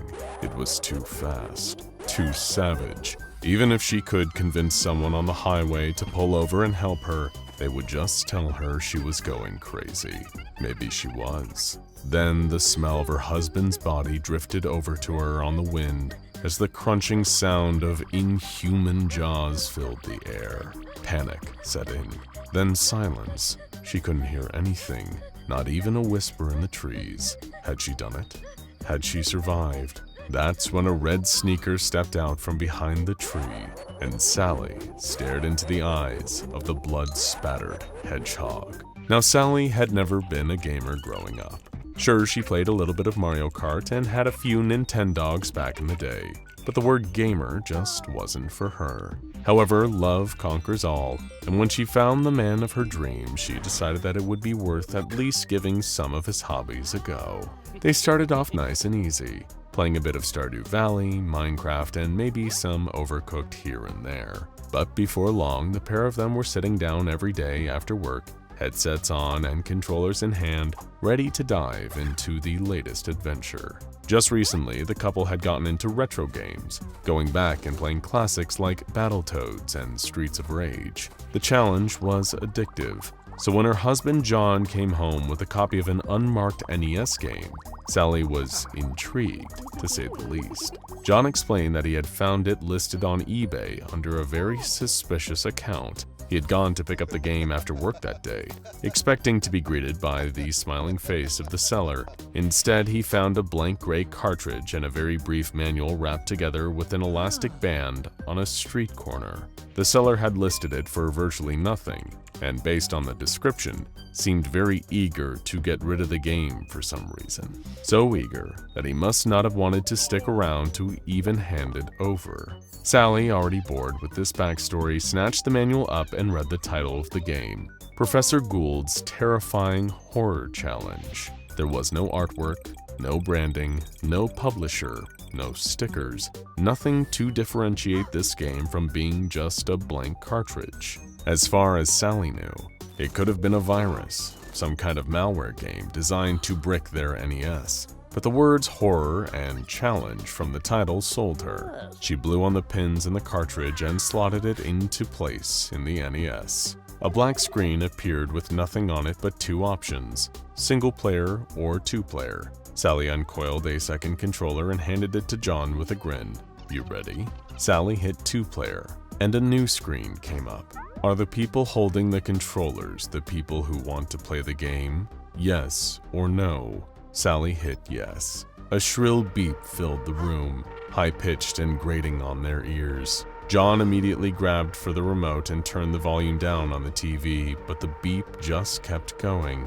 The screen was a bright red, filling the room with an unnatural bloody light. John tried to hit the off button on the remote, but the TV stayed red, and the beeping sound continued, filling their tiny apartment. Getting up and rushing over to the TV, John tried to unplug it, but it was no use. The beeping noise and the red screen persisted. He looked back at his wife in confusion, but she was looking somewhere else entirely. There was a rat in the corner of the room with mottled fur, bloated flesh, and cracked teeth. It stared right into Sally's eyes, salivating. Without a moment's hesitation, she leaped up onto the couch and screamed. But instead of running away, the rat slowly crept forward, looking almost as if it was smiling. Then a second one appeared, crawling out from behind the couch, followed by a third in the doorway, and a fourth beneath the TV. Dozens of rats filled the room, swarming in from all directions, climbing over one another in a desperate attempt to get into the tiny apartment, to get to Sally and John. Sally clambered onto the couch with her laptop and tried to kick away any of the rats clambering up onto the furniture, but it was no use. For every rat she kicked away, another one appeared, until soon they were climbing their way up John's jeans, their sharp little claws digging into his flesh. The rats tore at Sally's clothes, climbing over one another desperately, heading towards her mouth, trying to burrow their way in. Hairy bodies filled her vision, and the stench of disease made her gag. Seizing an opportunity, a rat tried to clamber through her open jaws. She felt its tiny paws scrabbling at her tongue. With tears filling her eyes, she took one fleeting look at the man she loved and noticed something behind him. A giant yellow bottle with the words "rat poison" stamped into the side was sitting precariously on top of their cabinet. Half stumbling, half swimming, Sally pushed her way through the throng of rats filling their apartment and desperately grabbed the bottle from on top of the cabinet. Throwing the rats off her hands, she managed to unscrew the lid, held the bottle high over her head, and poured the thick, stinking liquid all over the swarm of rats threatening to engulf her. The chorus of death filled the room. Whether it was the sound of the rats dying or their bodies being evaporated by the poison, she couldn't tell. All she could do was push through to try and find her husband and save him too. And miraculously, within just a few seconds, all of the rats had disappeared. The room was empty, the same as it had always been. Even the big yellow bottle was gone from her hand. All she could do was stare at John as he stared back at her, as the words, "Level 1, complete," appeared above their heads. Welcome to SCP-1315, the most visceral, most real, and most dangerous horror game you will ever have the misfortune of playing. It's not too late to back out at the menu screen when you select how many players you want. It's not even too late at the confirmation screen, but once you're in the game, there's no turning back. Either you beat the game, or you die trying. Beating this game is no easy feat. A copy of SCP-1315 has been in Foundation containment since 1986, but in all of that time, only one D-Class personnel has managed to make it to level 33.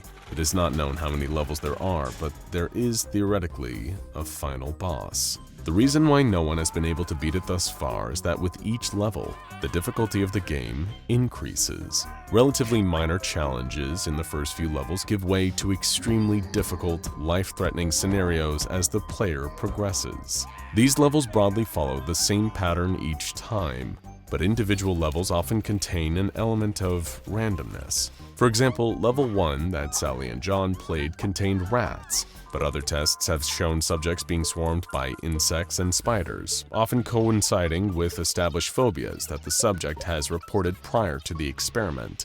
2 hours later, John and Sally were running low on ammo. With both couches pushed against the door to the lounge, they both hunkered down behind the TV, loading the remains of their shells into the shotguns. From out in the hallway, they could hear the heavy footsteps of more animals rushing towards them. When the pounding on their door had first started, they assumed it had been their neighbor coming up to complain about their screaming and running around in the previous levels. John had been so deep in thought trying to work out what their cover story could be, that when he opened the door and saw an adult grizzly bear standing on its hind legs in front of him, it had taken him almost too long to react. Sprinting back into the lounge, he found his wife already loading rounds into the shotgun that had suddenly appeared on the floor in front of her. With a grim expression on her face, she seemed to have accepted their new reality, that this was a game they were going to have to fight their way through. But with every bear they shot as it tried to push its way into their lounge, 2 more had appeared just minutes later. While they had been conservative with their ammo, aiming for the heads and not taking any risks, the pair was starting to run dangerously low. Was there an objective they were missing? Were they supposed to have done something to progress through the level? Sally mashed a couple buttons on the NES controller, and then some text appeared on the red screen. Objective: survive. 4 bears appeared in the doorway and pushed hard against the couch. It slid out of the way and they charged into the room. Sally and John desperately took down the first 2 of them, but the dreaded click of the triggers told them they had nothing left. Closing their eyes and bracing themselves for the worst, the pounding of heavy paws on their vinyl floor suddenly stopped. The bears had disappeared. Level 3 complete. Well, whatever's next can't be worse than that, surely. But it was. They managed to hold out in their apartment until level 9. But then the windows behind their heads smashed into 1,000 shards as a black-booted SWAT team swung into the room. With barely any time to react, Sally and John pushed their way out of the apartment and braced themselves down to their car. Slamming both doors closed, they took off, racing towards the highway as the SWAT vehicles pursued them. 3 hours later, the couple was running low on gas, swerving their way along the interstate, their eyes on the mirrors constantly. The pair was pretty certain they'd managed to lose their assailants. Slowing their car to the speed limit, they gently weaved their way through the traffic towards the nearest gas station. Trying their best not to look suspicious, the 2 of them went inside, keen to stock up on supplies. Who knew how long this game would go on for? They had already been active for hours and were exhausted. With the SWAT team hopefully long behind them now, the adrenaline rush was starting to wear off, and the reality of this situation was starting to set in. Hopefully, there were just 10 levels and they only had 1 to go. With the sinking feeling in their chests, each one of them realized it was more than likely to be 100. Definitely time to stock up on some supplies. They were barely halfway around the gas station when the words, "Level 9, complete," flashed in the sky above them. Both John and Sally froze where they were and stared at each other over the aisles. A blue flash darted past them outside the windows, then again going the other way. Sally ran over to the counter and banged on the glass. Lock the door! Lock the door! But the teenager just looked at her in confusion. And now it was Sally's turn to look around and see her husband staring in horror. On the other side of the glass, standing between 2 gas pumps, was Sonic.EXE. With haunting red eyes, rows and rows of sharp teeth, and blood dripping from his mouth, the hedgehog stared intently. Sally pointed out the window and turned to the teenager, yelling, but the girl took a step back, looking scared of her. The girl couldn't see it. She couldn't see Sonic. For all these challenges, all the things they'd been fighting, was it just in her head? But there was no time to worry about that. Sally ran towards the door to the back of the shop. Hearing the footsteps of her husband running after her, she kicked open the fire exit but froze immediately. Sonic.EXE was standing there in front of her, smiling. It was toying with them. They needed to run to get out of here as quickly as possible, but how could they outrun Sonic? "Hey, Sonic!" John yelled from behind her. "You hungry?" He pushed Sally out of the way and threw a handful of chili dogs out into the forest. Hearing "hungry," Sonic spun around and chased after his favorite food as quickly as possible.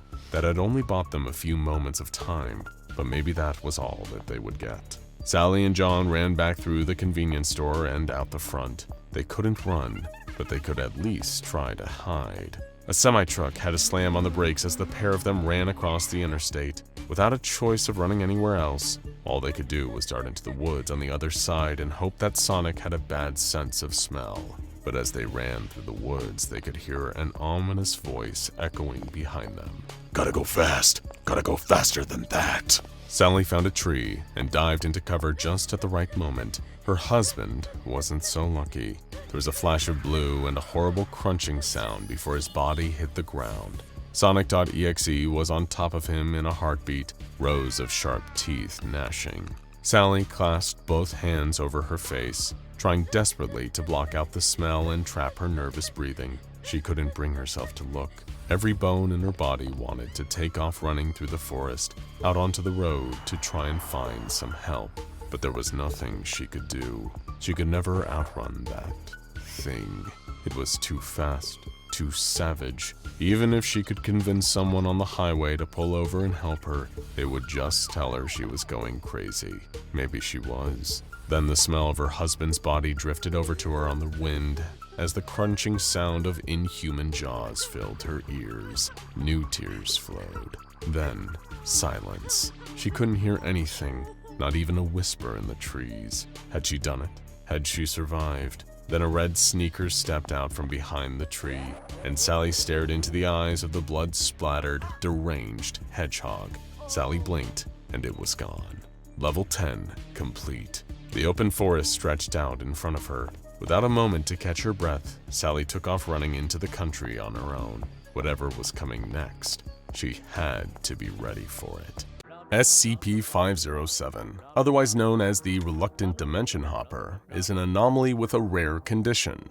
Don't worry though, it's not contagious, we think. No, this otherwise seemingly ordinary fellow possesses a rather unpredictable anomalous trait. He can travel to other dimensions. That sounds great in theory, right? Who among us wouldn't want to visit alternate universes and see worlds beyond our wildest imaginations? Well, the problem is that SCP-507 can't actually control this ability. It's not something he can do on a whim or by thinking about it. Instead, he is relocated to other universes seemingly at random, which can prove pretty intrusive during an average day in the life of SCP-507. 6 a.m.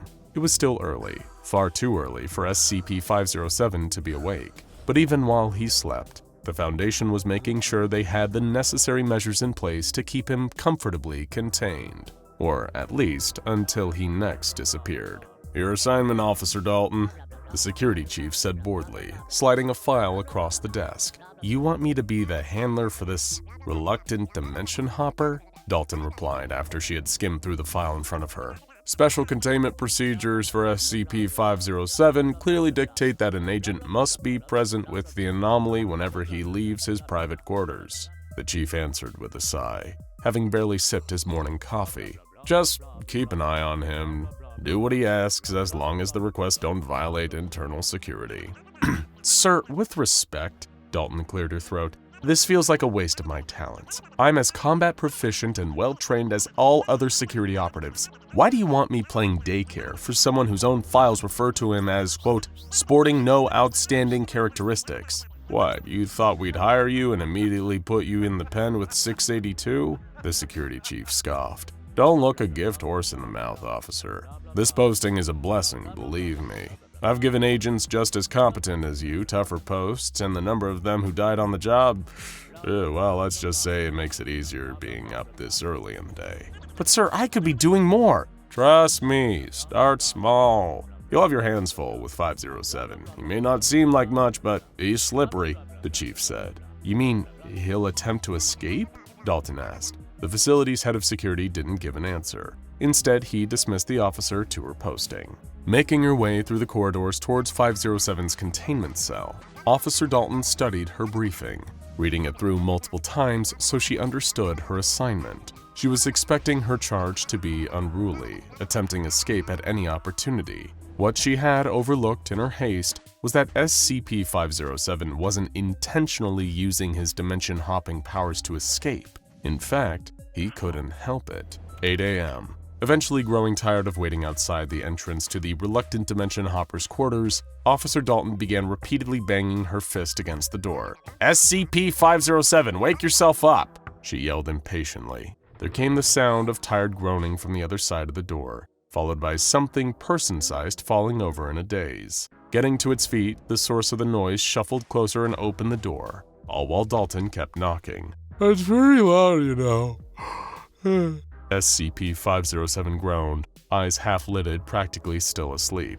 "I'm your new handler," the officer announced plainly. "Good for you." The Dimension Hopper yawned. "I'm tired of going back to sleep." "Like hell you are," Dalton snapped, striding into the room. "I've been waiting outside for 2 hours. "Look, miss," SCP-507 sighed. "I get the Foundation has to keep an eye on me in case you know." He made a gesture with his hands, jazzily shaking them. "You get the picture," he continued. "But I'm normally in bed for the first half of the day." "First of all," Dalton replied sternly, "I'm an officer in the Foundation. As such, you'll refer to me as Officer Dalton or ma'am. Is that clear?" She didn't give 507 a chance to answer. "Secondly, make no mistake, I'm not your babysitter. I'm here to ensure the Foundation's continued security, not yours." and if one of your escape attempts poses a threat to this organization, then I am authorized to carry out a termination order. In short, don't screw around with me." SCP-507 looked sheepish, like a schoolchild who'd just been told off by the principal. "So, am I right in thinking you like to go by nicknames? What do I call you?" He paused for a second, a cheeky smile crawling across his face as he figured out a way he could slyly mess with the no-nonsense officer. "You can call me Grabnock the Destroyer," SCP-507 replied. Officer Dalton rolled her eyes. This was clearly going to be a long day. 10 a.m.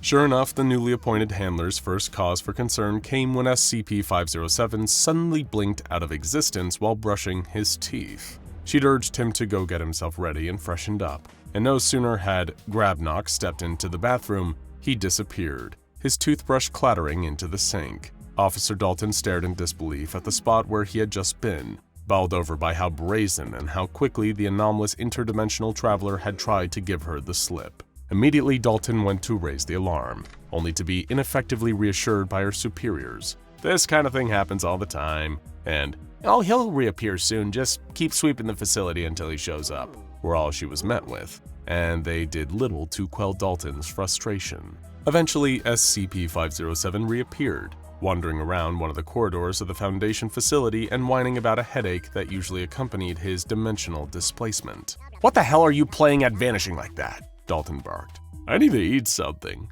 Grabnock groaned, ignoring her question. "I displace before breakfast. It always makes me nauseous when it's on an empty stomach." "That's your primary concern right now?" the officer sighed. "Well, yeah," SCP-507 shrugged. "There was no food in that other dimension, at least none that I could find." Begrudgingly pushing aside her frustration, Dalton escorted Grabnock to the Foundation mess hall. "What else was there, SCP-507? she asked, breaking the silence as he ate quietly. "We'll have to file a report about where you went." "Not answering to that," he chuckled. "You've got to use the nickname." "Seriously?" Dalton replied. "Okay, fine. What else was in that universe, Grabnock?" "The whole thing. Grabnock the Destroyer," she added through gritted teeth. "Not a lot, honestly," the Dimension Hopper shrugged. "Some universes are just like that. This one just had a big salt plain and nothing else." "You mean like a desert?"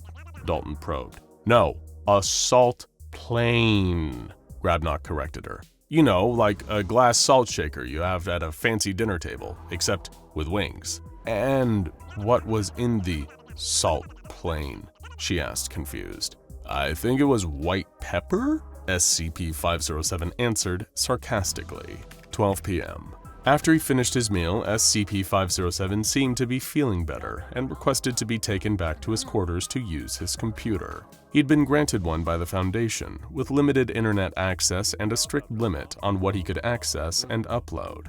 However, it was while escorting him back that Officer Dalton realized her charge had once again relocated while her back was turned. Dalton once again proceeded to traverse the facility's corridors, checking in with other security staff and telling her fellow personnel to keep her posted if SCP-507 reappears. Meanwhile, unbeknownst to her, the reluctant Dimension Hopper had found himself in a particularly unique situation. Arriving in a new alternate universe, SCP-507 was greeted by familiar headaches, standing in a spot that mirrored the Foundation site he had been in a moment before. In fact, most of the details about this universe were almost identical to the one he had just left, apart from all the dinosaurs. It quickly became apparent at the sight of a velociraptor wearing a lab coat that this was a reality where the meteor that wiped out early life on Earth had never actually hit. As a result, the reptiles that had inhabited the world centuries before had been able to evolve into the dominant species, while humanity's earliest ancestors had never climbed out of the primordial soup. SCP-507 found himself in a facility overrun with reptilian researchers, all working for an organization called the Scaly Carnivorous Predator Foundation. Naturally, the dinosaurs were fascinated by the sudden and inexplicable existence of this pink, fleshy creature appearing out of thin air. Although the researchers working at this version of the Foundation were seemingly well-versed in the study of the anomalous. Unfortunately, there was something of a language barrier between SCP-507 and the dinosaurs of this dimension. A kind, calm request for him to come quietly so the research reptiles could run tests ended up sounding like a vicious, bloodthirsty snarl. And so the reluctant Dimension Hopper turned heel and ran away from a flock of raptors in Foundation lab coats, until he eventually displaced back to his original dimension again. 1:30 p.m. Right, sure they did 507. Dalton sighed after her charge had reappeared and recounted his story of sentient dinosaurs running an alternate version of the Foundation. And I bet Jeff Goldblum and Laura Dern were both public enemies in this universe too. I wasn't in Jurassic Park, SCP-507 argued, his head splitting. I could have been eaten alive if those raptors had caught up to me. Officer Dalton helped the blonde-haired and green-eyed dimension traveler to his feet and began marching him towards a debriefing room. As part of their continued research into not only SCP-507 but the wider multiverse, the reluctant Dimension Hopper often had to describe his unplanned expeditions after the fact. "Screw that, I almost died," he protested. "I don't want to go and give a debrief, I'll do it later. It's gotta be past lunchtime in this universe, right?" he asked. "You eat after debrief," Dalton insisted. "Nah, I want lunch," SCP-507 retorted. "I need to recharge, I'll go sit with Ferdinand." Reluctantly remembering she'd been told to do whatever the Dimension Hopper asked, Officer Dalton changed course and walked him towards the enlarged containment area housing SCP-082. Ferdinand was genetically an ordinary human being who had grown into a giant through some unknown means.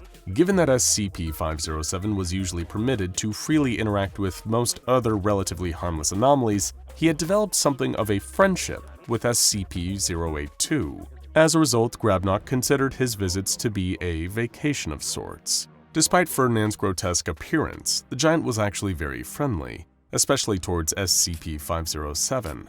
The creature's body was dense with muscle and fat, heavily scarred, and his face disproportionate to the rest of him. Yet both SCP-082 and SCP-507 seemed to converse jovially and enjoyed each other's company over lunch. That is, until the reluctant Dimension Hopper unceremoniously displaced again, midway through talking to his giant friend about his latest multiversal excursion. SCP-082 turned to Officer Dalton the second Grabnock had vanished and shrugged casually. He does that. 4 p.m. Over the course of the next few hours, at least as the time passed in his home dimension, SCP-507 was relocated into a universe where everyone on Earth was a sentient hot dog. It was a jarring change to adapt to, although not quite as initially frightening as encountering the dinosaurs on his previous outing. The hot dog population were a bit more guarded than the inhabitants of the last universe he'd been to, but after ensuring them that he meant no harm, SCP-507 quickly established a rapport with some of them. The first question he had was whether, like the dinosaurs, these anthropomorphic baseball stand snacks had naturally evolved into the dominant species over time. SCP-507 was surprised to learn that, in actuality, these hot dog creatures had previously been human, until a strange plague had befallen them several 100,000 years prior. Ironically, this had all taken place before their civilization had ever developed the practice of eating sausages in bread. Okay, so let me follow that up with another question, SCP-507 declared. "Make it quick, man, I'm late for work," the large talking hot dog replied. "So, when you all changed into hot dogs, did you really become sausages then develop bread coats to wear, or are you both?" "Wait, what do you mean?" the hot dog person replied. "You know, because technically a hot dog isn't a hot dog until you put it in a bread roll," SCP-507 explained. "So, are you all actually sausages, or are you coalesced beings of both sausage and bread?" The ensuing political unrest, civil turmoil, and ethical outcry that overtook the hot dog dimension following SCP-507's question made him really glad he displaced back home not long after. He couldn't help feel a little disheartened too. Up until the hot dogs were trying to place him over a giant grill, SCP-507 had actually found he'd been enjoying the time he spent there. Still, he was grateful to be back in a universe populated by actual humans once again, even if the first one he met upon returning, Officer Dalton, was furious that he'd been gone for so long.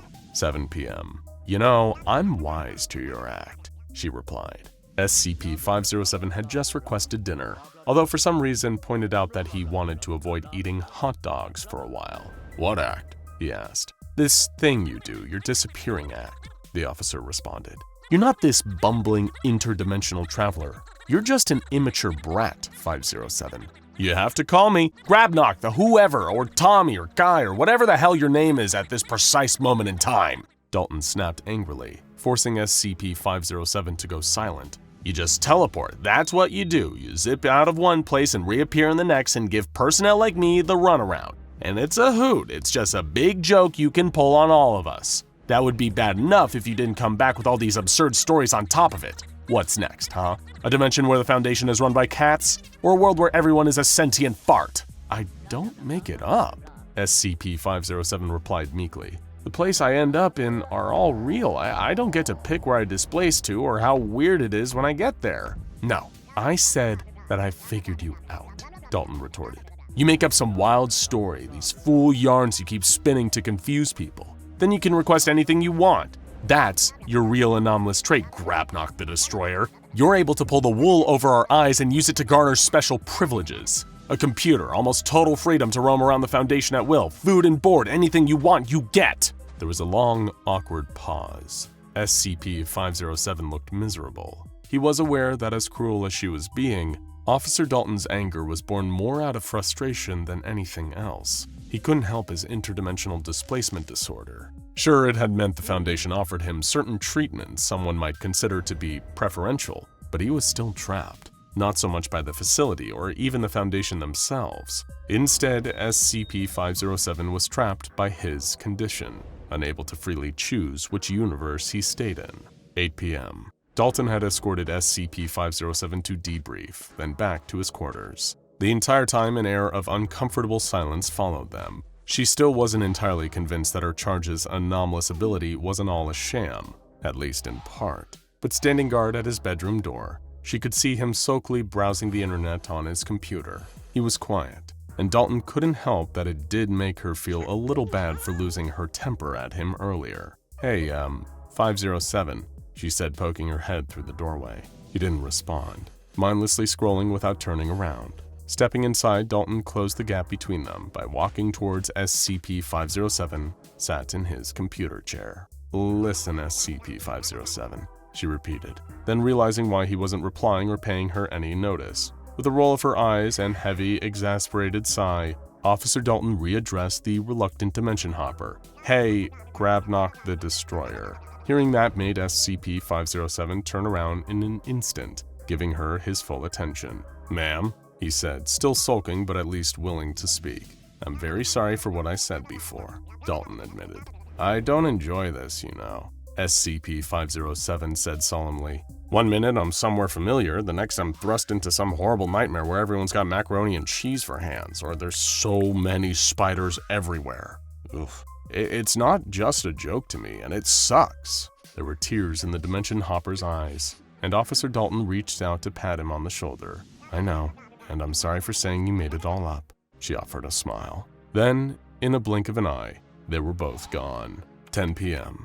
Every other time that SCP-507 had displaced during the day, the Foundation had barely paid it any mind, not even reacting when Officer Dalton had brought it to their attention. But the moment she had disappeared, along with the reluctant Dimension Hopper, security staff and researchers went into a frenzy. Alarms sounded. Personnel were patrolling the corridors en masse, sweeping room to room with flashlights in the hopes not only that SCP-507 would return, but Officer Dalton would still be with him when he did. It had been a few hours since the pair of them had vanished. The sun had long since set, and night had fallen. Yet there was still no sign. Until a researcher heard the sound of someone sobbing coming from one of the storage closets. Calling it in, a trio of Foundation security cautiously approached the closet and threw open the door, only to find SCP-507 sat inside, weeping floods of tears. Immediately, despite how late at night it was, the reluctant Dimension Hopper was told he needed to debrief on where he had just been and what had happened to his handler, Officer Dalton. SCP-507 began to describe displacing to a dimension he had visited a number of times before, a reality that was shrouded in complete darkness. No sunlight at all. A familiar sound had instantly told the reluctant Dimension Hopper where he was and that he wasn't alone. Doubly so, because Officer Dalton's hand had been on his shoulder. Completely by accident, she had transported there with him.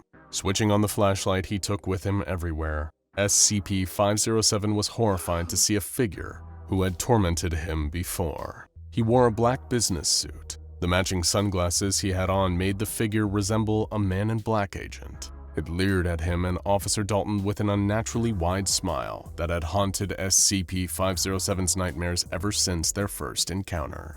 "Back again," the figure had said, leaning in towards SCP-507.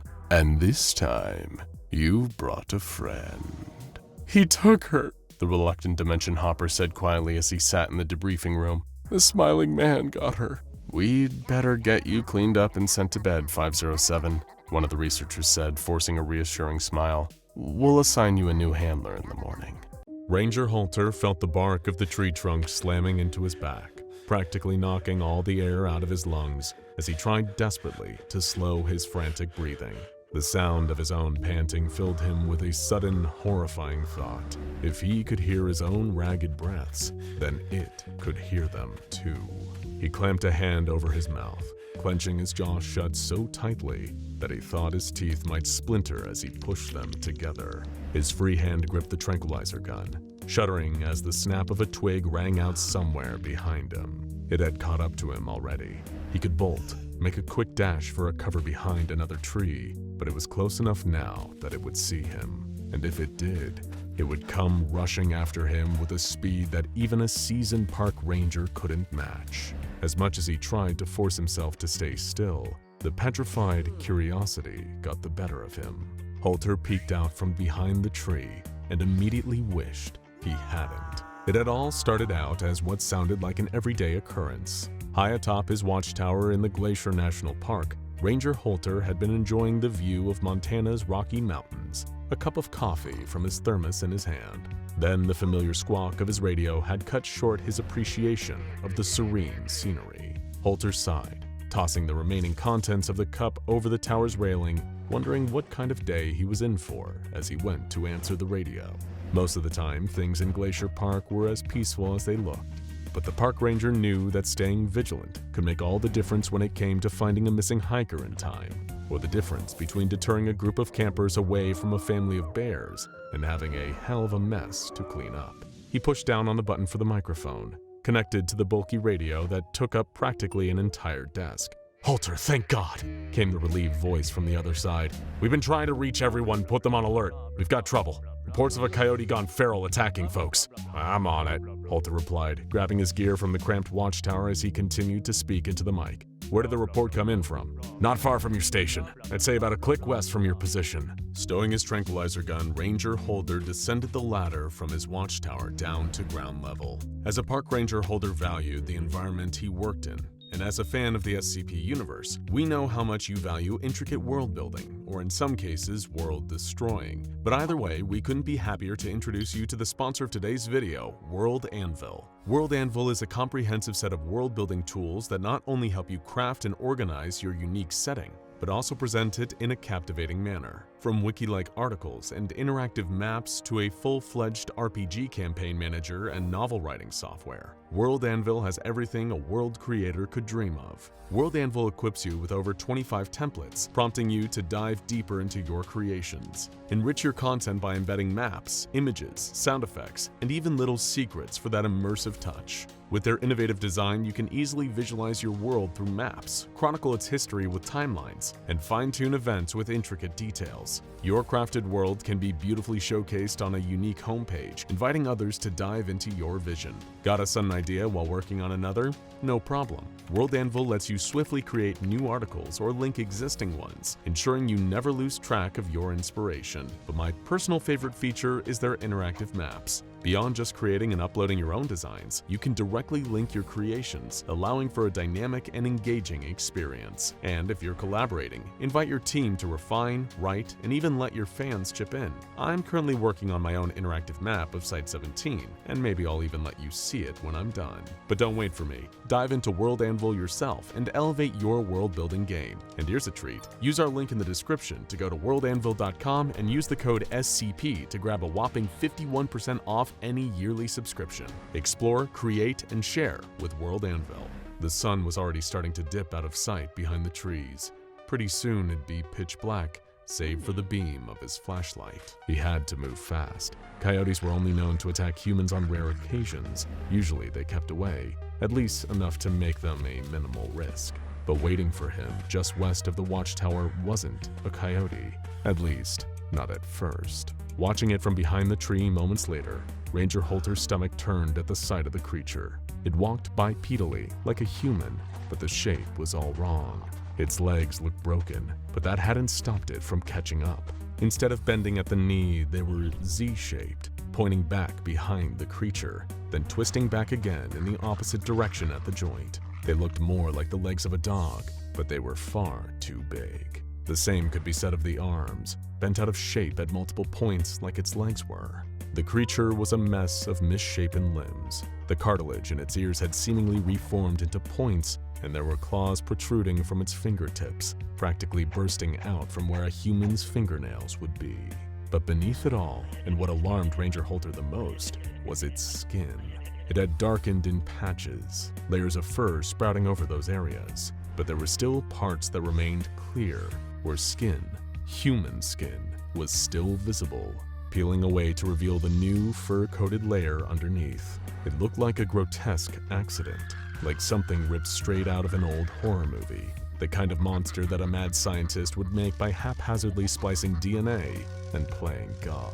Holter checked the tranquilizer gun in his trembling fingers, still empty after that most recent shot. He reached for another dart, slowly sliding it into the loading mechanism and readying the pistol. It cocked and made a sound. The creature's malformed head turned, snapping directly towards the source of the noise, directly towards Holter. He turned to sprint away, trying to expand the distance between him and it. If he was too close, the dart wouldn't have enough momentum when he pulled the trigger. The toe of his boot snagged on something solid, unmoving, a root from the tree he'd been hiding behind. He felt himself tumble, landing with a hard thud against the forest floor. His gun, it had fallen from his grasp. He scrabbled around in the dirt for it, barely able to see where the tranquilizer had landed in the dark. Just as his fingertips brushed past something metal, Holter felt the force of something heavy strike his back again. This time, though, it wasn't a tree. It was the creature. It snarled, gnashing its candid jaws that were protruding out of its skull, rows of sharp teeth that had uprooted the old ones, burying themselves into the park ranger's neck and not letting go, until he'd stopped moving for good. A few short hours later, a convoy of mysterious unmarked vehicles arrived at Glacier National Park. The rest of the park rangers who had reported the strange activity were approached by shadowy figures who refused to give their names or offer up any form of identification other than just referring to themselves as experts in things like this. Not long after, none of the others would remember Ranger Holter or the incident that had led to his untimely death. After administering amnestics, it didn't take the SCP Foundation search party long to discover a lone coyote sniffing around the remains of a park ranger covered in blood. The wild animal was captured, to be brought back for testing before being re-released into the wild. Meanwhile, the Foundation scoured the rest of the area until they came across the real culprit. Standing in a clearing a short distance from a footpath through the forest was SCP-1579. Of course, the next challenge was getting it packed up and transported to Biosite 66 without touching it. To the untrained eye, SCP-1579 looks to be fairly unassuming, even as far as anomalous objects go. It is simply an old wooden sculpture, the kind that can even be occasionally found in various wooded areas throughout the world. Its age is apparent from even one cursory glance at SCP-1579. The partial damage to its cedar surface speaking to the numerous years it has existed for, along with the bright green moss that covers it. Although, curiously, this moss doesn't seem to dry out and die in responses to changes in humidity, nor does it affect SCP-1579's structural integrity. As for where it came from and who made it, those are still unknown. As if the answer to what holds SCP-1579's anomalous properties, whether or not the cedar it was carved from or the moss coating the sculpture possesses some unknown properties, or if SCP-1579 was somehow imbued with these after being created. Initial testing by the SCP Foundation's researchers determined SCP-1579 to have an abnormally high resistance to the type of damage wood, and particularly cedar wood, is susceptible to. For one, it does not seem to show any signs of rotting or natural degradation. For another, it is also resistant to heat, at least to a certain extent. It doesn't burn the same way other objects constructed from cedar wood. However, this sculpture is not entirely indestructible. Pieces can be easily chipped off of the main body of SCP-1579, and these splintered fragments continue to carry the same anomalous effects as the rest of the sculpture, even when separate from it. But of course, you want to know about the creature. How does this supposedly harmless, if a little structurally abnormal cedar wood sculpture connects to whatever it was that killed Park Ranger Holter? Well, it's quite simple actually. SCP-1579 killed Holter. Not directly, you understand, but by proxy, through its further anomalous properties. Still confused? Well then, how about a demonstration? Let's take a look at one of the Foundation's preferred test subjects, an expendable member of D-Class personnel, probably spending multiple life sentences working here at the SCP Foundation, rather than behind the bars of a maximum security institution. Now, what would happen if you place this delightful individual in the same room as SCP-1579? Well, nothing initially. That is, until the subject touches the cedar wood surface of the sculpture, either out of curiosity or following the instructions of a Foundation researcher. That's when the real anomaly starts. The wooden sculpture will exhibit a slight but observable movement, shuddering slightly as if moved by an unseen force. This will precede the person who touched the object feeling a burning sensation, that kind of irritating, painful heat that spreads underneath the surface of the skin. The burning will always begin at the area of their body that made direct contact with SCP-1579, and touching it again at any point will trigger a reactivation of the sculpture's anomalous effects. Subjects experiencing the effects of SCP-1579 have described the feeling as being akin to a bad sunburn that rapidly spreads across the skin from the point of contact, only to stop once it has affected a person's entire body. Following the subsidence of the burning sensation, subjects experiencing the side effects of touching SCP-1579 will notice an immediate change to their skin. Within a window of 3 minutes, their skin becomes thin and paper-like in its texture, before starting to peel away. Once this stage occurs, the peeling skin will reveal a new layer underneath, hence the colloquially used codename for this anomaly, different skin. However, this so-called different skin isn't merely a new layer of otherwise ordinary human skin. Instead, it will belong to another species entirely. A person coming into contact with SCP-1579 will find themselves rapidly developing new skin that shares the physical traits, as well as matching DNA, to that of a number of animal species. It should be noted that these features will continue to rapidly develop until the subject is entirely transformed, and is no longer considered to qualify as a human being. As for the specific transformation that occurs, there are a number of known outcomes that repeat in the following cycle. Let's say our D-Class, we'll call them Subject A, touched SCP-1579 at the start of the cycle.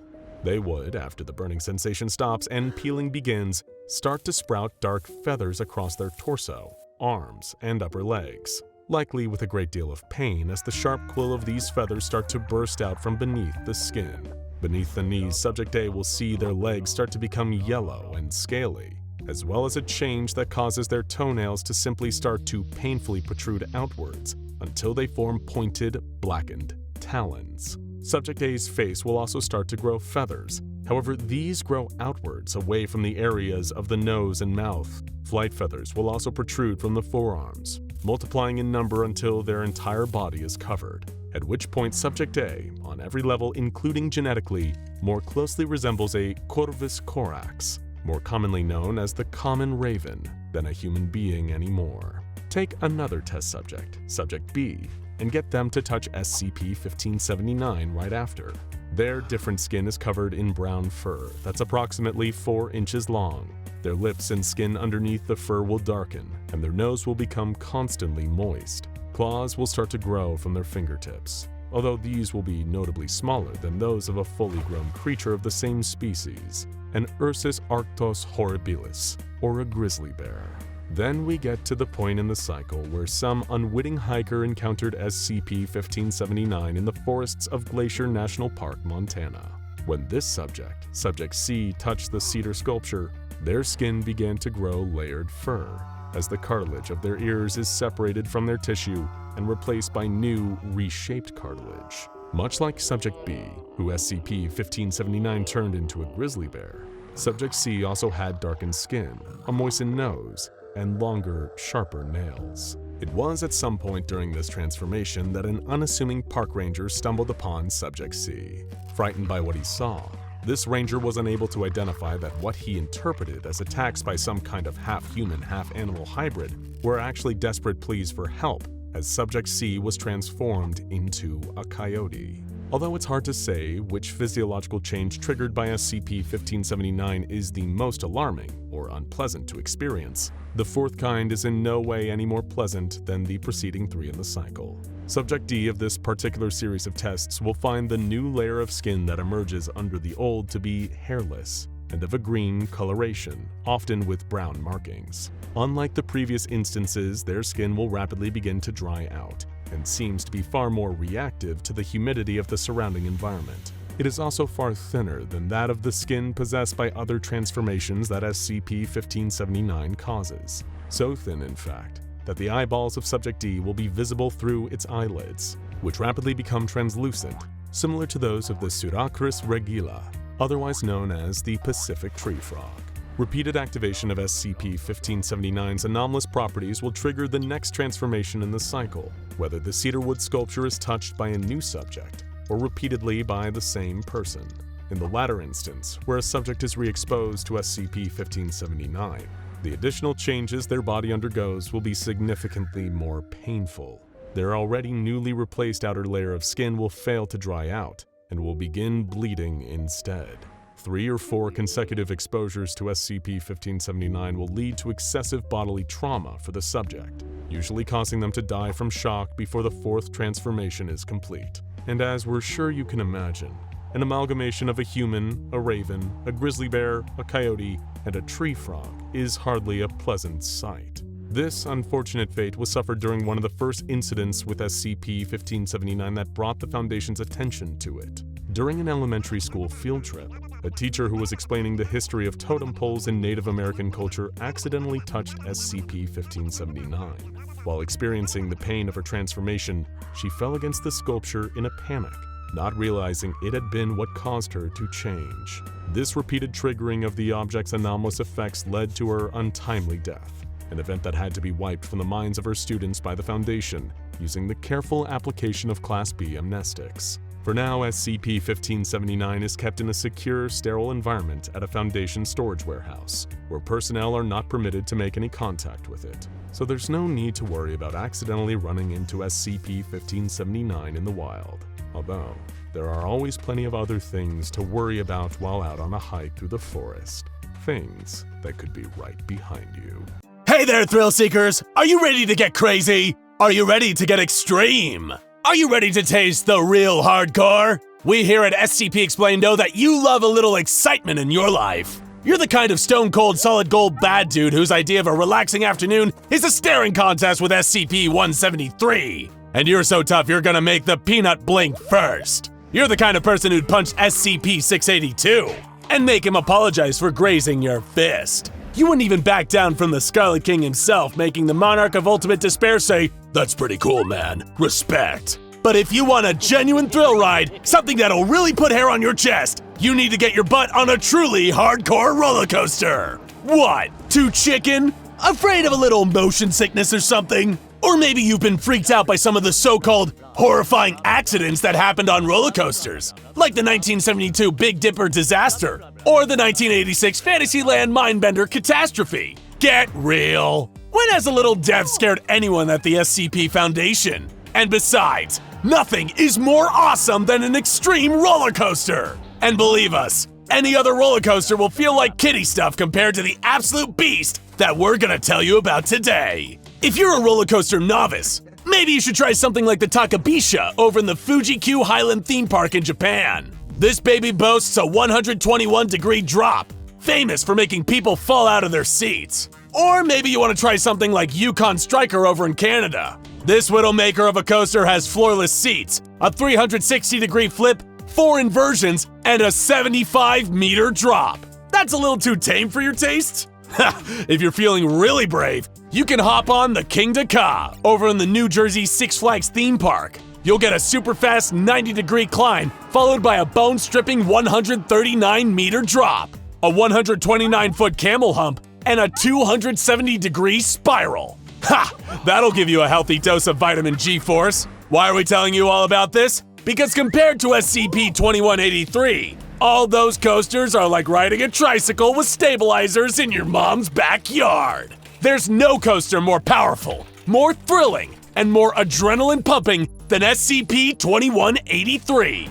Let's take a look at some of the specs. You can find this bad boy in an undisclosed location somewhere in Idaho. This ride is so hardcore, the killjoys over at the SCP Foundation don't want you to ride it. But if the lamos over at the Foundation had their way, nobody would be having any fun. Am I right? Look at how they put the kibosh on the Carnival of Horrors, or as they call it, SCP-823. Anyone who wants to go on one of those rides will just have met the business end of a Foundation sniper rifle. And think about all the kids who've been deprived of the awesome childhood experience of Cragglewood Park, aka SCP-2571, because the Foundation party poopers decided to rain on everybody's parade. It's safe to say that if the Foundation wants to keep you away from it, you're gonna have a dope time with it. And the SCP-2183 roller coaster is no exception. They have the whole park blocked off and patrolled by at least 4 security guards at any given time. People who see this beast in action are given Class F amnestics, and they've spared no expense in suppressing anything about this coaster to end all coasters in the media. But trust us, getting a ride on this thing is totally more than worth getting on the SCP Foundation's bad side. That's right, this killer coaster has a max height of 37.2 meters and a max speed of almost 90 kilometers per hour. You can't drive that fast anywhere but the Autobahn over in Germany. Sure, it may technically be unfinished, but this bad boy still has a physical track length of 798.8 meters. You're probably wondering why we said physical there, right? That's because when it comes to SCP-2183, the real ride starts when the track comes to an end, baby. When the ride starts a-rolling, it blasts down the normal tracks like a bullet. But when the track ends and the carts fire off, they don't fall. No way. The carts keep speeding mid-air, continuing on the intended track from the roller coaster's initial badass blueprints. But that doesn't mean this ride does everything by the books. SCP-2183 is a ride that knows how to party. There's never any predicting the exact ride length, because every time the carts fire off the uncompleted section of track, they take a totally different path back to the start. That makes SCP-2183 officially the most unpredictable roller coaster in the entire world. The shortest recorded length of the non-physical section of track is 1,080 meters. That's almost double the length of the physical track. And the maximum length of the non-physical portion of the track has been 5,460 meters, which is over twice the length of the Nagashima Spa Land Steel Dragon 2000, the longest roller coaster in the world. But we know what you adrenaline junkies are thinking. It ain't just the length that gets a major buff, it's also the height and speed. Top recorded heights on the mid-air tracks have been up to 100 meters, making it the 5th tallest roller coaster in the world. And speeds have reached a face-melting 180 kilometers an hour, making it the 4th fastest roller coaster in the world. But maybe like Shania Twain, that don't impress you much. We get it. You're probably thinking, 5th tallest? 4th fastest? I thought you said this coaster was truly hardcore, SCP explained. But like a good coaster, that's just because we haven't hit you with the big twist yet. That twist being, everything we just told you only applies to when the carts are empty. When someone is actually on this absolute monster of a roller coaster, it starts to do things you wouldn't believe. For you to really understand just how off the rails crazy this train can go, we've got to tell you about D93730, also known as the Rider. When the Rider woke up that morning, neither he nor the Foundation researchers handling him knew he was going to become a legend. As far as D-classes go, this guy was actually pretty lucky, seeing that he'd been convicted of one of the less severe crimes that constitute D-class duty. He was actually part of a release program, allowing him to eventually exit the Foundation alive and return to a normal life after he'd been involved in a certain number of studies. It seemed like a pretty fair trade. However, this was a real pearls before swine situation. Any true coaster head would relish the opportunity to take a joyride on SCP-2183. It'd be the greatest honor of their lives. But for the rider, all it was a source of sweaty palms and an increased heart rate. Ha! Talk about weak sauce, am I right? He had no idea he was in for the ride of his life, in what would be both the first and last human test of SCP-2183. They sat him down on one of the carts, strapped and buckled him in with the safety bar, and got that baby rolling. When the ride began, the carts took the normal path down the physical portion of the track. But as expected, things got crazy when the carts hit the anomalous portion. Though nobody expected just how crazy this ride would get, least of all our lucky little rider himself. Ha! If he could still talk, I'm sure he would have changed his tune by now. The rider's cart detached from the rest during the mid-air portion and took a sharp right, going off on its own adventure around the rest of the abandoned park. Everybody knew this was going to be something special, because even the Foundation squares had never seen a cart act like this before.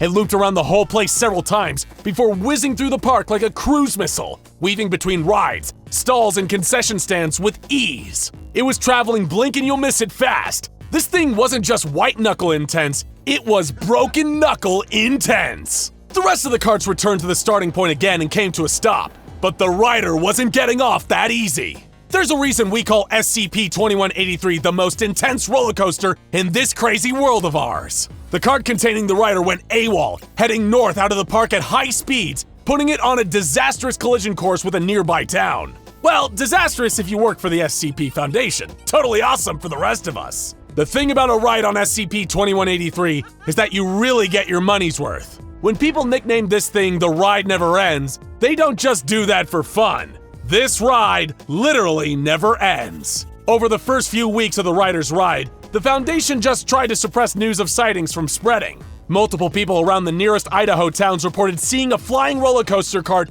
zipping around the sky. Thankfully for the killjoys of the world, that kind of thing is easily written off as a trick of the mind. But this didn't stop the rider's epic thrill ride from tearing it up all across Idaho. Over the next few months, this party train really hit the road. Metaphorically speaking, of course. This cart constantly remained 120 to 150 meters above the ground and kept traveling at consistent speeds of over 200 kilometers an hour. That makes it roughly tied for the second fastest roller coaster in the world. The people lucky enough to spot this bad boy in action reported that they heard a panicked, terrifying screaming coming from inside the cart as it passed. That's how you know that the rider was having a hell of a time in there. Real shame that anyone who spotted it got a big old dose of Class A amnestics from the Killjoy Brigade. Speaking of those squares, the SCP Foundation tried multiple times to stop the ride and save the rider from this awesome experience. They sent in helicopters and lowered ladders down to him, but the rider, perhaps finally appreciating what a gift he was given here, kept his arms fastened to his sides, his face forced into a permanent grimace.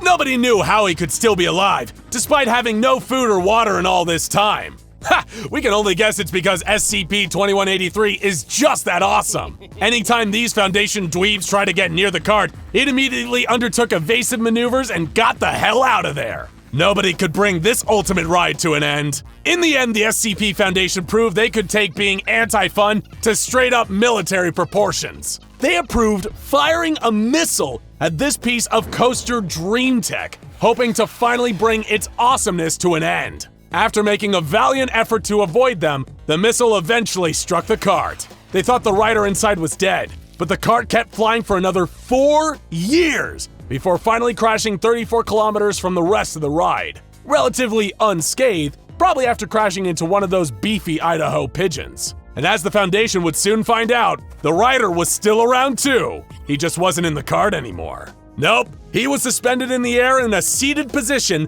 124 meters above the crashed carts. We call him the rider, because he's still riding to this very day. And if anyone comes within a 50-meter radius of him in any direction, he'll just fly away until he's alone again. We don't know about you, but we think the rider's whole permanent flying situation isn't a horrific purgatory of eternal torment if he's alive under his comatose state. It's actually the ultimate ride. And really, what more could you want out of life, right? Sometimes people working on the site see him sitting in the cars, often only for a split second. He's one with the coaster now. Total nirvana. Like we said before, kids, the ride never ends. Now go check out A Sea Snail's Fantasy, SCP-1867, A Gentleman, and SCP-5094, Miss J's WizKid Schoolhouse for more interesting safe class SCPs. Totally radical!